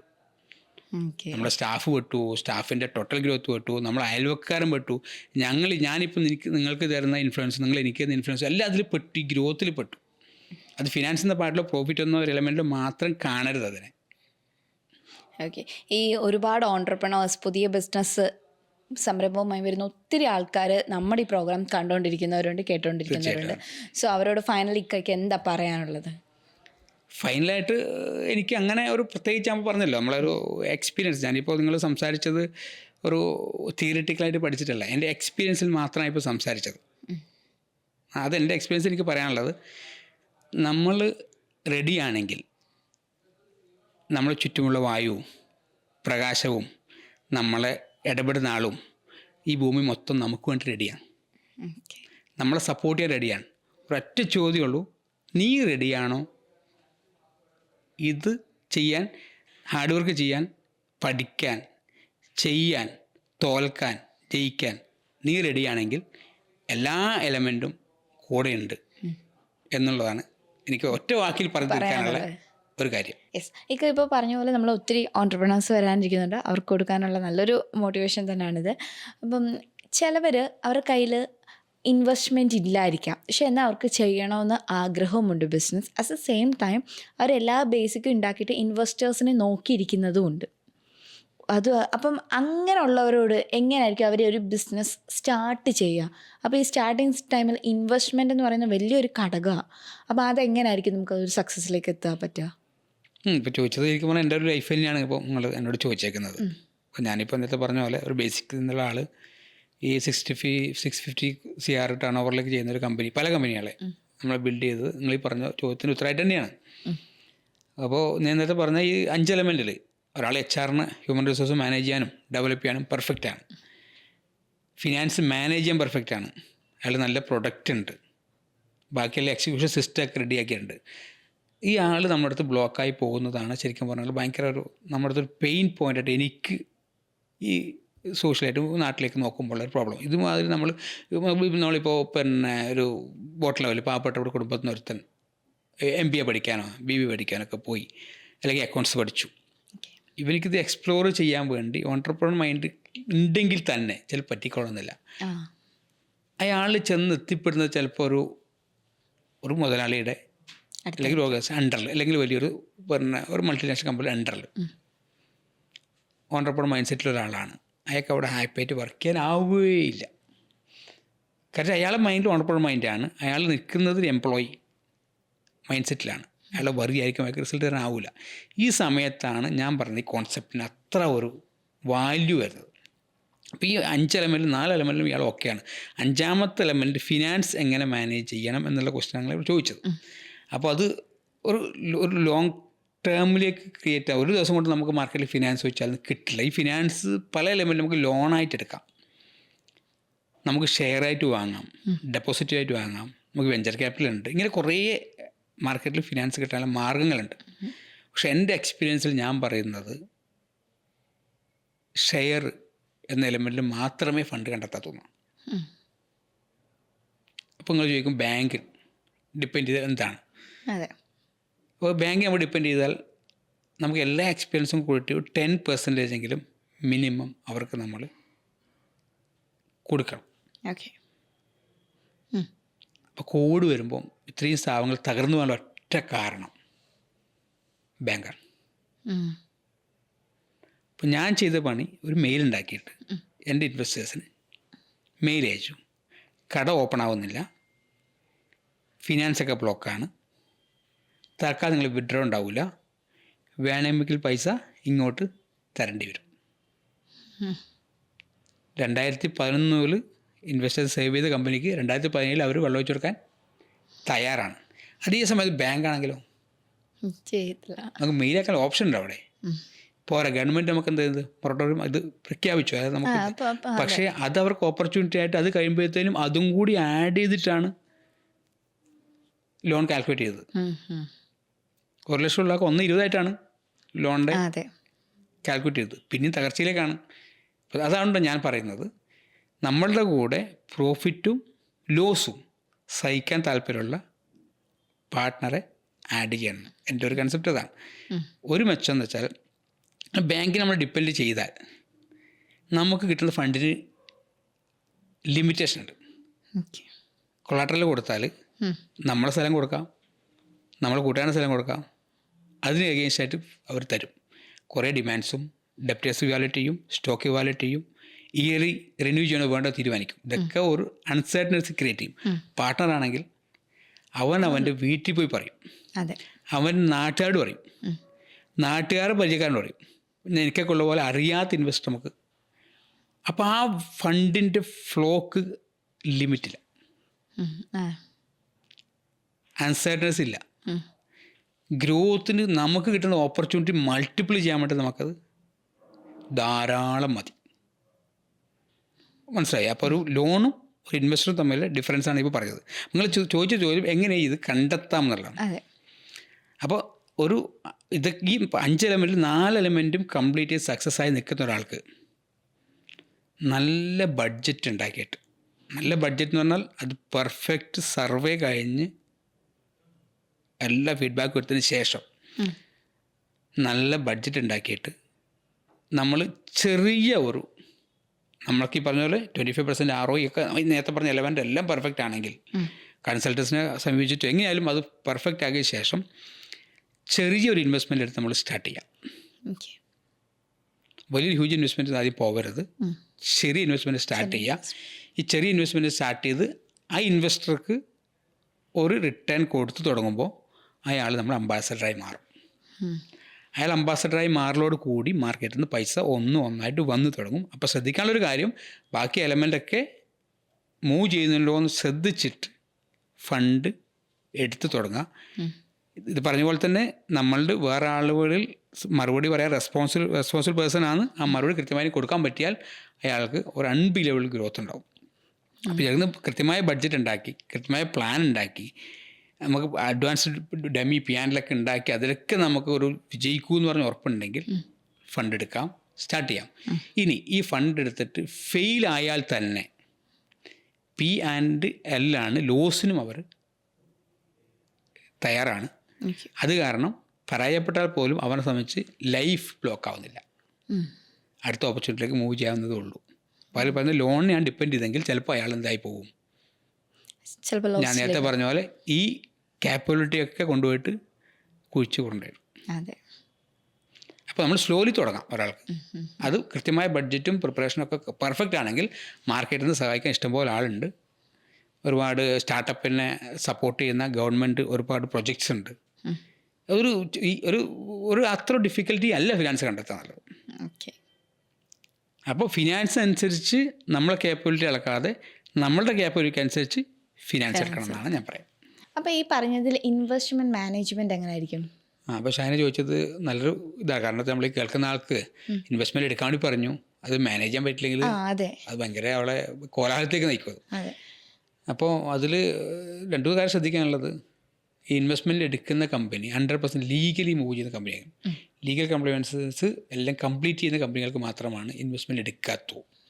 ഇല്ലെങ്കിൽ എന്താ പ്രശ്നം വെച്ചാൽ നമുക്ക് കണക്ക് ട്രാൻസ്പെറൻ്റ് ആയിട്ട് ഒരു മേശപ്പുറത്ത് വെക്കാൻ പറ്റുന്ന കണക്കായിരിക്കില്ല നമ്മുടെ കയ്യിലുള്ളത്. അത് കൺഫ്യൂഷൻ ഉണ്ടാക്കും. ലാഭനഷ്ടത്തേക്കാൾ കൂടുതൽ കൺഫ്യൂഷൻ ഉണ്ടാക്കും. അത് ഫ്യൂച്ചറിൽ വിഷയത്തേക്ക് അത് നമ്മൾ ലീഗൽ കംപ്ലിമെൻസ് ആയിരിക്കണം. അതുപോലെ തന്നെ മന്ത്ലി നമുക്ക് അവർക്ക് അവരുടെ ഗ്രോത്ത് എന്താണെന്നും അവരുടെ ബെനിഫിറ്റ്സ് എന്താണെന്നും കാണിച്ചു കൊടുക്കാൻ പറ്റണം. ബെനിഫിറ്റ്സ് റിട്ടേണാണ് പറഞ്ഞത്. റിട്ടേൺ എനിക്ക് തോന്നുന്നത് ഞങ്ങളൊക്കെ ചെയ്യുന്ന ഒരു 7 to 10% ഇടയിൽ റിട്ടേൺ മന്ത്ലി അവർക്ക് കൊടുക്കുന്നുണ്ടെങ്കിൽ അവർ ഹാപ്പി ആയി പോകും. പിന്നെ അഡീഷണൽ അവർക്ക് എന്താണ് ബാലൻസ് ഷീറ്റിലെ ഗ്രോത്ത് അതും കൂടി നമുക്ക് കാണിച്ചു കൊടുക്കാൻ പറ്റിയാൽ ഇൻവെസ്റ്റേഴ്സ് ഹാപ്പി ആയിരിക്കും. കാരണം അത് ഞങ്ങൾ ചെയ്യുന്നൊരു ഇതാണ്. അത് മന്ത്ലി നമുക്കൊരു ടേബിൾ, നമുക്കൊരു ടെംപ്ലേറ്റ് ഉണ്ടാക്കി വെച്ചാൽ അത് ഓവർകം ചെയ്യാൻ പറ്റിയൊരു സാധനമേ ഉള്ളൂ. അത് ഈസിയാണത്. ഗ്രോത്ത് ആണോ ഡീഗ്രോത്ത് ആണോ എന്ന് അറിയിക്കണം. ഡീഗ്രോത്ത് ആൾ കൂടെ നിൽക്കും, ഡെവലപ്പ് ചെയ്യാൻ കൂടെ നിൽക്കും, ഫിനാൻസ് കൂടുതൽ തരും, ബഡ്ജറ്റിൽ എവിടെയാണ് നമുക്ക് പാളിച്ച പറ്റിയത് ഇരുന്ന് ചർച്ച ചെയ്യാൻ പറ്റും. ഇതൊക്കെ ആളുകൾ റെഡിയാണ്. നമ്മൾ ട്രാൻസ്പെറൻ്റ് ചെയ്യാൻ റെഡിയാണെങ്കിൽ ഒക്കെ കറക്റ്റാണ്. ഇത് വളരെ ഇമ്പോർട്ടൻ്റ് ആണ്. അവർക്ക് നമ്മൾ കാണിച്ചു കൊടുക്കണം എന്താണ് നമ്മൾ ഫേം നടക്കുന്നത്. അത് ഓണർഷിപ്പ് ഹാൻഡ് ഓവർ ചെയ്യണം. നമ്മൾ മാത്രം അതിൻ്റെ മുകളിൽ നിൽക്കുകയും അവർക്കൊരു ക്ലാരിറ്റി കൊടുക്കാതിരിക്കുകയും ചെയ്യുമ്പോൾ അവർക്ക് ഓണർഷിപ്പ് ഇല്ലല്ലോ. ഓണർഷിപ്പ് കൂടെ ഹാൻഡ് ഓവർ ചെയ്യാൻ പറ്റിയാൽ ബെറ്റർ ആയിരിക്കും. ഓക്കെ, ഒരു അവസാനം ഒരു ചോദ്യം. നമ്മൾ ഈ കോവിഡിൻ്റെ സമയത്തൊക്കെ പറഞ്ഞായിരുന്നു സ്റ്റാഫ്സിനെ പറ്റി. അപ്പം സ്റ്റാഫ്സ് ഭയങ്കര അധികം ഹെൽപ്ഫുൾ ആയെന്നും ഇക്ക തന്നെ പറഞ്ഞു. അപ്പം ഈ സ്റ്റാഫ്സിനെ എങ്ങനെയാണ് ഹാൻഡിൽ ചെയ്യുന്നത് നോർമലി നമ്മുടെ കമ്പനി? ഹ്യൂമൻ റിസോഴ്സ് കഴിഞ്ഞ് മാനേജ് ചെയ്യുന്ന കാര്യം അത് വലിയൊരു ഏരിയയാണ്. അത് ഓരോരാൾക്ക് ഓരോ ടേസ്റ്റാണ് ആ കാര്യത്തിൽ. ചില ആൾ സിസ്റ്റമാറ്റിക് ചെയ്യും, ചില ആൾ സപ്പോർട്ട് ചെയ്യുന്ന രീതിയിൽ ചെയ്യും. അത് പിന്നെ അത് ഒരു സ്റ്റാഫിൻ്റെ ഇമ്പോർട്ടൻ്റ് അത് ഞാൻ പറയുകയാണെങ്കിൽ, സ്റ്റാഫ് ഒരു ഓർഗനൈസേഷനിൽ ഞാൻ പറയാം, സ്റ്റാഫ് ഓക്കെ ആണെങ്കിൽ നമുക്ക് പ്രൊഡക്റ്റ് ചേഞ്ച് ചെയ്യാം, നമുക്ക് മാർക്കറ്റിൽ നമ്മുടെ സ്ട്രാറ്റജി റീഡിഫൈൻ ചെയ്യാം, നമുക്ക് ഫിനാൻസ് റെഡിയാണ്, നമ്മുടെ മെറ്റീരിയലൊക്കെ റെഡിയാണ്, അല്ലെങ്കിൽ സർവീസ് സിസ്റ്റം റെഡിയാണ്. സ്റ്റാഫ് ഇല്ലെങ്കിൽ ഈ സാധനം ഒന്നും ചെയ്യാൻ പറ്റില്ല, റെഡിഫൈൻ ചെയ്യാൻ പറ്റില്ല, നമുക്ക് ഗ്രോ ചെയ്യാൻ പറ്റില്ല. അപ്പോൾ ഈ നമ്മൾ എത്രമാത്രം നമ്മൾ ഓർഗനൈസേഷനിൽ ഫിനാൻസ് ഇമ്പോർട്ടൻ്റ് ആണോ, മെറ്റീരിയൽ ഇൻവെസ്റ്റ്മെൻ്റ് ആണോ, പ്രൊഡക്റ്റ്, ഇതെല്ലാം കൂടി 50% ആണെങ്കിൽ ബാക്കി 50% സ്റ്റാഫാണ്. അപ്പോൾ ഇവരെ നമ്മൾ പിന്നെ എൻഹാൻസ് ചെയ്യുക അല്ലെങ്കിൽ എഡ്യൂക്കേറ്റ് ചെയ്യുക എന്നുള്ളത് വളരെ വളരെ ഇമ്പോർട്ടൻ്റ് ആണ്. ഇവരെ ലൈഫ് ബാലൻസ് ചെയ്യുക എന്നുള്ളതും ഇവർക്കുള്ള ഫ്യൂച്ചർ, അവർക്കുള്ള വിഷൻ, അവർ ലൈഫ് പേഴ്സണൽ വിഷനൊക്കെ സെറ്റ് ചെയ്ത് കൊടുക്കുക എന്നുള്ളത് വളരെ ഇമ്പോർട്ടൻ്റ് ആണ്. പക്ഷേ ഇത് ബാലൻസ് ചെയ്യുന്നത് ഒരു കലയാണ്. നമ്മളിപ്പോൾ ഒരാൾക്ക് നീ 5 വർഷം കഴിയുമ്പോൾ നിനക്ക് ബാച്ചലേഴ്സ് ബെൻസ് വാങ്ങാൻ പറ്റും, ആ രീതിയിൽ എൻ്റെ അടുത്ത് ഓപ്പർച്യൂണിറ്റി തരാമെന്ന് പറഞ്ഞിട്ട് അയാൾക്കൊരു മാരുതിക്കാർ വാങ്ങിക്കൊടുക്കാൻ പറ്റില്ലെങ്കിൽ അയാൾ നമ്മുടെ അടുത്ത് സാറ്റിസ്ഫൈ ആവില്ല. പകരം അവർക്കുള്ള നോളജിന് അവരുടെ കോൺട്രിബ്യൂഷൻ അനുസരിച്ച് അവർക്കുള്ള ഇൻസെൻറ്റീവ് സ്ട്രക്ചറും അവർക്കുള്ള പിന്നെ ബാക്കിയുള്ള ബെനിഫിറ്റ്സും ബോണസും ഒക്കെ കൃത്യമായിട്ട് ഡിഫൈൻ ചെയ്ത് അത് വാങ്ങാൻ വേണ്ടി അവരെ നമ്മൾ ഏബിളാക്കണം. അവിടെ നമ്മൾ സപ്പോർട്ട് വരുന്നത്. അല്ലാതെ നമ്മൾ അനാവശ്യമായിട്ട് ഒരാൾക്ക് ഫണ്ട് കൊടുത്തതുകൊണ്ടോ ഒന്നും അയാളെ നമ്മൾ എൻഹാൻസ് ചെയ്തെന്ന് പറയാൻ പറ്റില്ല. പകരം ഇത് വാങ്ങാനും ബിസിനസ് ചെയ്യാനും അയാളെ നമ്മൾ അത് നമുക്ക് ട്രെയിനിങ് കൊടുക്കാം. നമുക്ക് ചില സമയത്ത് ആളെ നമ്മൾ പിന്നെ ഷൗട്ട് ചെയ്യേണ്ടി വരും, അവിടെ ഷൗട്ട് ചെയ്യണം. ഈ ഓട്ടർപ്രണേഴ്സ്ക്ക് ചില ഏരിയയിൽ ഞാനൊക്കെ നല്ല പെയിൻ ചിലപ്പോൾ അനുഭവിച്ചിട്ടുണ്ട്. നമ്മൾ പഴയ ആളുകളോട്, നമ്മൾ അടുത്ത് നിൽക്കുന്ന ആളുകളോട് ചിലപ്പോൾ അയാളുടെ ഡീമോട്ട്, അയാളുടെ സാലറി വരെ ചിലപ്പോൾ കുറച്ച് കാണിക്കേണ്ടി വരും. കാരണം അയാൾ ആഗ്രഹിക്കാത്തത് അല്ലെങ്കിൽ അയാൾക്ക് പിന്നെ അർഹിക്കാത്തതാണ് നമ്മൾ കൊടുക്കുന്നതെങ്കിൽ നാളെ അത് റിവേഴ്സ് വരും എന്നുള്ളത് ഉറപ്പാണ്. അപ്പോൾ ലോങ് ടൈം ഒരു എംപ്ലോയിയെ കൂടെ നിർത്തണമെങ്കിൽ അയാളുടെ കേപ്പബിലിറ്റി ഇൻക്രീസ് ചെയ്യുക എന്നുള്ളത് ഇമ്പോർട്ടൻ്റ് ആണ്. അത് ബാലൻസ് ചെയ്യുക എന്നുള്ളത് ഇമ്പോർട്ടൻ്റ് ആണ്. അപ്പോൾ അത് നമുക്ക് സ്റ്റാഫ് ഇത് നന്നായി തന്നെ റിയാക്ട് ചെയ്യും. പക്ഷേ നമ്മളത് കണ്ടെത്തണം. നമ്മൾ എവിടെയാണോ ഇൻവെസ്റ്റ് ചെയ്യുന്നത് ഇൻവെസ്റ്റ് ചെയ്യുന്നത് ട്രെയിനിങ് ആയാലും ഫിനാൻസ് ആയാലും നമ്മൾ കറക്റ്റായിട്ട് അറിഞ്ഞിരിക്കണം. ഇത് ഒരു കലയാണെന്നാണ് ഞാൻ പറയുക. എല്ലാവർക്കും ഓരോ ആൾക്കും ഓരോ രീതിയിലാണ്. മൾട്ടിനാഷണൽ കമ്പനി ആകുമ്പോഴത്തേനും ടോപ്പ് ലെവലിൽ നിൽക്കുന്ന ഒരാൾക്ക് ലീഡർ ക്രിയേറ്റ് ചെയ്യാൻ പഠിക്കണം, ലീഡർക്ക് മാനേജർ ക്രിയേറ്റ് ചെയ്യണം, മാനേജർക്ക് സ്റ്റാഫ് ക്രിയേറ്റ് ചെയ്യണം. അപ്പോൾ ഒരു ഓണ്ടർപ്രണറെ സംബന്ധിച്ച് ലീഡർ ക്രിയേറ്റ് ചെയ്യുന്ന പണിയാണ് അവിടെ നടക്കുന്നത്. അതേസമയം ഒരു നോർമൽ കമ്പനിയെ സംബന്ധിച്ച് ഒരു സ്റ്റാഫിന് ക്രിയേറ്റ് ചെയ്യുന്ന പണിയാണ് നടക്കുന്നത്. ഇതൊക്കെ ഡിഫറെൻറ്റ് ടേസ്റ്റാണ്, ഡിഫറെൻറ്റ് ആംഗിളാണ് വർക്ക് ചെയ്യേണ്ടത്. ഇതിപ്പോൾ നമ്മൾ ഈ ഒരു സംസാരത്തിലെ കൂടി കംപ്ലീറ്റ് ആകുന്നില്ല, എങ്കിലും ഞാനൊരു പറഞ്ഞു വെച്ചു എന്നുള്ളൂ.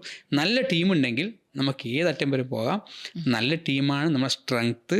നമ്മൾ ബിസിനസ്സിൻ്റെ സമയത്തനുസരിച്ചുള്ള മാറ്റം, അതായത് നമ്മൾ പ്രൊഡക്റ്റ് മാറേണ്ടി വരും, നമ്മൾ സർവീസ് മാറേണ്ടി വരും, നമ്മൾ തിയറി മാറേണ്ടി വരും, നമ്മൾ കോഴ്സ് മാറേണ്ടി വരും, വിഷൻ മാറേണ്ടി വരും. ഇപ്പോഴൊക്കെ ടീമുണ്ടെങ്കിൽ നമുക്ക് പിടിച്ചിരിക്കാൻ പറ്റും. ടീമില്ലെങ്കിൽ നമുക്കിത് ഒന്നും ചെയ്യാൻ പറ്റാത്ത രീതിയിലായിപ്പോവും. അപ്പം നമ്മളെ സംബന്ധിച്ച് ഒറ്റയ്ക്ക് ഒരു കാര്യം നേടാനും പറ്റില്ല. ഓക്കെ, ഈ പറഞ്ഞതിൽ ഒരു ഇമ്പോർട്ടൻ്റ് ആയ ഒരു കാര്യം നമ്മൾ പറയാൻ വിട്ടുപോയി. അതായത് ഇക്കടെ ഫാമിലിനെ പറ്റി തുടക്കം തൊട്ട്, ഐ മീൻ ആദ്യമേ ബിഗിനിങ് തൊട്ട് ഇന്ന് ഈ നിമിഷം വരെ ഇക്കടെ ഭാഷയെ പറയുകയാണെങ്കിൽ ഈ ഗ്രോത്തിൽ പോലും ഏറ്റവും അധികം സപ്പോർട്ട് ചെയ്തതാണ് ഫാമിലി. അപ്പോൾ ഫാമിലി എത്രത്തോളം ഹാപ്പി ഉണ്ട് ഇപ്പോൾ ഈ ഒരു സക്സസ്സിലേക്ക് വന്നപ്പോൾ? ഓക്കെ, അപ്പോൾ ഫാമിലി വരുമ്പോഴാണ് ഞാൻ ഉദ്ദേശിക്കുന്നത്, ഈ ഓണ്ടർപ്രണറെ സംബന്ധിച്ച് കുറേ കാര്യം സാക്രിഫൈ ചെയ്യാനുണ്ട്. അതെ, നമ്മൾ ആർക്ക് വേണ്ടിയാണെന്ന് വെച്ചാൽ നമ്മളെ സമൂഹത്തിന് വേണ്ടി, നമ്മളെ ഫാമിലിക്ക് വേണ്ടി, നമുക്ക് വേണ്ടി, നമ്മുടെ ഫ്യൂച്ചറിന് വേണ്ടി, മൊത്തം ഈ വേൾഡിന് മൊത്തത്തിൽ നമ്മൾ കുറേ സാധനം സാക്രിഫൈ ചെയ്താൽ മാത്രമാണ് നമുക്ക് എത്തുള്ളൂ. പക്ഷെ അവിടെ നമ്മളൊപ്പം നമ്മുടെ ഫാമിലി സാക്രിഫൈ ചെയ്തിട്ടുണ്ടാവും. അവരതിന് തയ്യാറാവണം. അവർ തയ്യാറാവാൻ നമുക്ക് ഒരു കാരണവശാലും സമാധാനത്തോടെ നമുക്ക് ഇതൊന്നും ചെയ്യാൻ പറ്റില്ല, ഇംപ്ലിമെൻറ്റ് ചെയ്യാൻ പറ്റില്ല. നമ്മൾ ഉമ്മയായാലും നമ്മുടെ വൈഫായാലും നമ്മുടെ മക്കളായാലും ചിലപ്പോൾ നമ്മൾ അയൽവക്കാരായാലും നമുക്ക് വേണ്ടി കുറേ കാര്യങ്ങൾ സഹിക്കുന്നുണ്ടാവും. അപ്പോൾ അവരെ ഈ പറഞ്ഞ പോലെ നമുക്ക് മറക്കാൻ പറ്റില്ല. എൻ്റെ ഭാര്യ സബിത ഹൗസ് വൈഫാണ്, 4 മക്കളുണ്ട്, ഉമ്മയുണ്ട്, ഉപ്പയുണ്ട്. ഉപ്പയുടെ പേര് ഹംസ, ഉമ്മ ഫാത്തിമ, മക്കൾ 4 ആളുണ്ട്. നന്നായിട്ട് പോകുന്നു. ഇവരെല്ലാവരും നന്നായിട്ട് സപ്പോർട്ട് ചെയ്യുന്നത് കൊണ്ടാണ് ഇത്രയും ഗ്രോ ചെയ്യുന്നത്. ഇല്ല നമ്മളെപ്പോഴോ ഒരു വേറെ മൂഡിലേക്ക് മാറിപ്പോയേനെ. ഇവർ നമ്മളെ ഡിപ്രഷൻ എന്നൊക്കെ പറയുന്നില്ല, ആ മൂഡിലേക്ക് മാറിപ്പോയേനെ. അപ്പോൾ ഇവർ സപ്പോർട്ട് ഉണ്ടെങ്കിൽ എന്തായാലും, പിന്നെ ഇത് കേൾക്കുന്ന ആരും അവരുടെ വൈഫിന് ഞാൻ പറയുന്നത്, നമ്മൾ നാടിന് വേണ്ടി കോൺട്രിബ്യൂട്ട് ചെയ്യുന്ന ഓണ്ടർപ്രണർ ക്രിയേറ്റ് ചെയ്യാൻ വേണ്ടിയിട്ട് വീട്ടിൽ നിന്ന് തന്നെ ഒരുപാട് കോൺട്രിബ്യൂട്ട് ചെയ്യാനുണ്ട്. അത് സപ്പോർട്ട് ചെയ്യണമെന്നാണ് എന്നെ കേൾക്കുന്ന ആളുകളോട് പറയാനുള്ളത്, ഫാമിലിയോട് എനിക്ക് പറയാനുള്ളത്. തീർച്ചയായിട്ടും ചിലത് സാക്രിഫൈസ് ആണ്, പക്ഷെ എന്നാലും അത് സപ്പോർട്ടാണ്. അപ്പോൾ നമുക്ക് ക്രിയേറ്റ് ചെയ്യുന്ന കുറേ കാര്യങ്ങളുണ്ട്. ഡിസിഷൻ മേക്ക് ചെയ്യാനുള്ള റൈറ്റ് നമുക്ക് ക്രിയേറ്റ് ആവും. അതെ, നമ്മൾ എങ്ങോട്ട് യാത്ര ചെയ്യണം, എപ്പോൾ യാത്ര ചെയ്യണം, എത്ര പൈസ ചിലവാക്കണം, എൻ്റെ സാലറി എത്രയാണ്, എൻ്റെ അയൽവക്കന് എത്ര കൊടുക്കണം, എൻ്റെ വൈഫിന് എന്ത് കൊടുക്കണം, എത്ര കാറോ, നമ്മൾക്കെല്ലാം റൈറ്റ്, നമ്മൾ ഡിസിഷൻ എടുക്കാൻ റൈറ്റ് നമ്മളിലേക്ക് എത്തും. പക്ഷെ നോർമൽ ഒരാളെ സംബന്ധിച്ച് എന്താ, ഞാനെന്ത് കൊടുക്കണം, എപ്പോൾ ജോലിക്ക് കയറണം, എപ്പോൾ ജോലി അവസാനിക്കണം, എത്ര വയസ്സ് എനിക്ക് മാക്സിമം ലോൺ എടുക്കാം, അല്ലെങ്കിൽ എന്ത് വീട് പണിയാം, ഇതൊക്കെ ലിമിറ്റാണ്. അതായത് അവന് ഡിസിഷൻ എടുക്കാൻ റൈറ്റ് അവിടെ ഇല്ല, അതിന് ഒരു ലിമിറ്റുണ്ട്. അപ്പോൾ എന്ത് വന്നാലും ഒരു ഓണ്ടർപ്രണർ തന്നെയാണ് എപ്പോഴും ഈ വേൾഡ് മുന്നോട്ട് കൊണ്ടുപോകുന്നതും, ഈ വേൾഡിനെ കൺട്രോൾ ചെയ്യുന്നതും, ഈ വേൾഡിനെ ട്വിസ്റ്റ് ചെയ്യുന്നതും എൻ്റെ അഭിപ്രായത്തിൽ ഓണ്ടർപ്രണറാണ്, അല്ലാതെ നോർമൽ ഒരു പേഴ്സൺ അല്ല.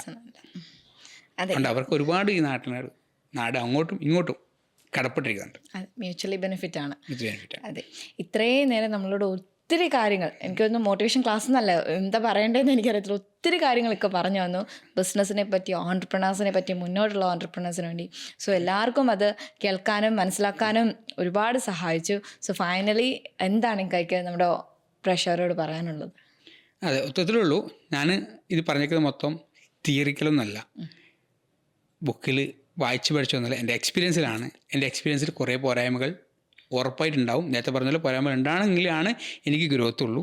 അപ്പോൾ ഇതിന് ഇവാലുവേറ്റ് ചെയ്യുന്നത് ഈ ഒരു ആംഗിളിൽ നിന്നുകൊണ്ട് മാത്രമായിരിക്കണം. അല്ല 100% ഇതാണ് ശരിയെന്ന് ആരും ധരിച്ചേക്കരുത്. അതുപോലെ എൻ്റെ ഈ എക്സ്പീരിയൻസിന് ആർക്കെങ്കിലും ഒന്ന് ഗുണകരമായി മാറുമെങ്കിൽ അതാണ് എൻ്റെ ഒരു കോഴ്സ്, നേരത്തെ പറഞ്ഞ പോലെ. അതുകൊണ്ട് പിന്നെ ഈ പ്രേക്ഷകർക്ക് ഇതെന്തെങ്കിലും ഒരു ഗുണമാകുമെങ്കിൽ ഞാൻ സാറ്റിസ്ഫൈ ആണ്. എൻ്റെ ടൈം ഇൻവെസ്റ്റ് ചെയ്ത് ഇത് നേരത്തെ പറഞ്ഞ പോലെ ഗ്രോത്തിനുള്ളൊരു സ്റ്റെപ്പാണ്. ഇതിന് ഒരു മീഡിയേറ്ററായിട്ട് നിന്നത് വെൽത്തി സ്പോട്ട്ലൈറ്റ് ആണ്. നിങ്ങൾ ചെയ്ത ചെറിയ കാര്യമല്ല. ഇപ്പോൾ എന്നെ കൂടെ ആയപ്പോലും ഒരാൾക്കൊരു മെസ്സേജ് കിട്ടുന്നുണ്ടെങ്കിൽ, അവർ നാളെ ഗ്രോ ചെയ്യുന്നുണ്ടെങ്കിൽ നിങ്ങളൊരു ഗിഫ്റ്റ് തന്നെ ആയിരിക്കും അത്. അപ്പോൾ അതുപോലെ തന്നെ ഷൈന ഇത്ര സമയം ഞാൻ നോർമൽ ഇത്രയൊരു എൻജോയ് ചെയ്തൊരു ഇത് ഞാൻ നേരത്തെ പറഞ്ഞല്ലോ, ഒരു ഇൻ്റർവ്യൂ കണ്ടക്ട് ചെയ്തിട്ടില്ല, ഒരുപാട് ചെയ്തിട്ടില്ല. എന്നാൽ പോലും അത് നന്നായിട്ട് ഷൈന അത് കൺട്രോൾ ചെയ്തിട്ടുമുണ്ട്. അപ്പോൾ ഷൈനയ്ക്ക് നല്ലൊരു ഫ്യൂച്ചർ ഉണ്ടാവട്ടെ. ഷൈന ഒരു ഓണ്ടർപ്രണർ ആഗ്രഹിക്കുന്ന ആളാണെന്നുള്ള അറിഞ്ഞതിൽ എനിക്ക് സന്തോഷം. Okay, thank you. അതെ, ഒത്തിരി നന്ദി വെൽത്തി സ്പോട്ട്ലൈറ്റിൽ വന്നതിൽ. മാസ്ട്രോ ഈ പറഞ്ഞ പോലെ 2035 അല്ല 2035 അതിൽ 2035 വലിയൊരു സക്സസ്സിലോട്ട് എത്തട്ടെ. അന്നേരം ഇതേപോലെ ഇതിൻ്റെ വലിയ സക്സസ്സിലേക്ക് എത്തി ആ ഒരു വിശേഷം എനിക്ക് പങ്കുവെക്കാൻ കഴിയട്ടെ എന്ന് ആത്മാർത്ഥമായിട്ട് ആശംസിക്കുന്നു. അതുപോലെ thank you so much. Thank you very much.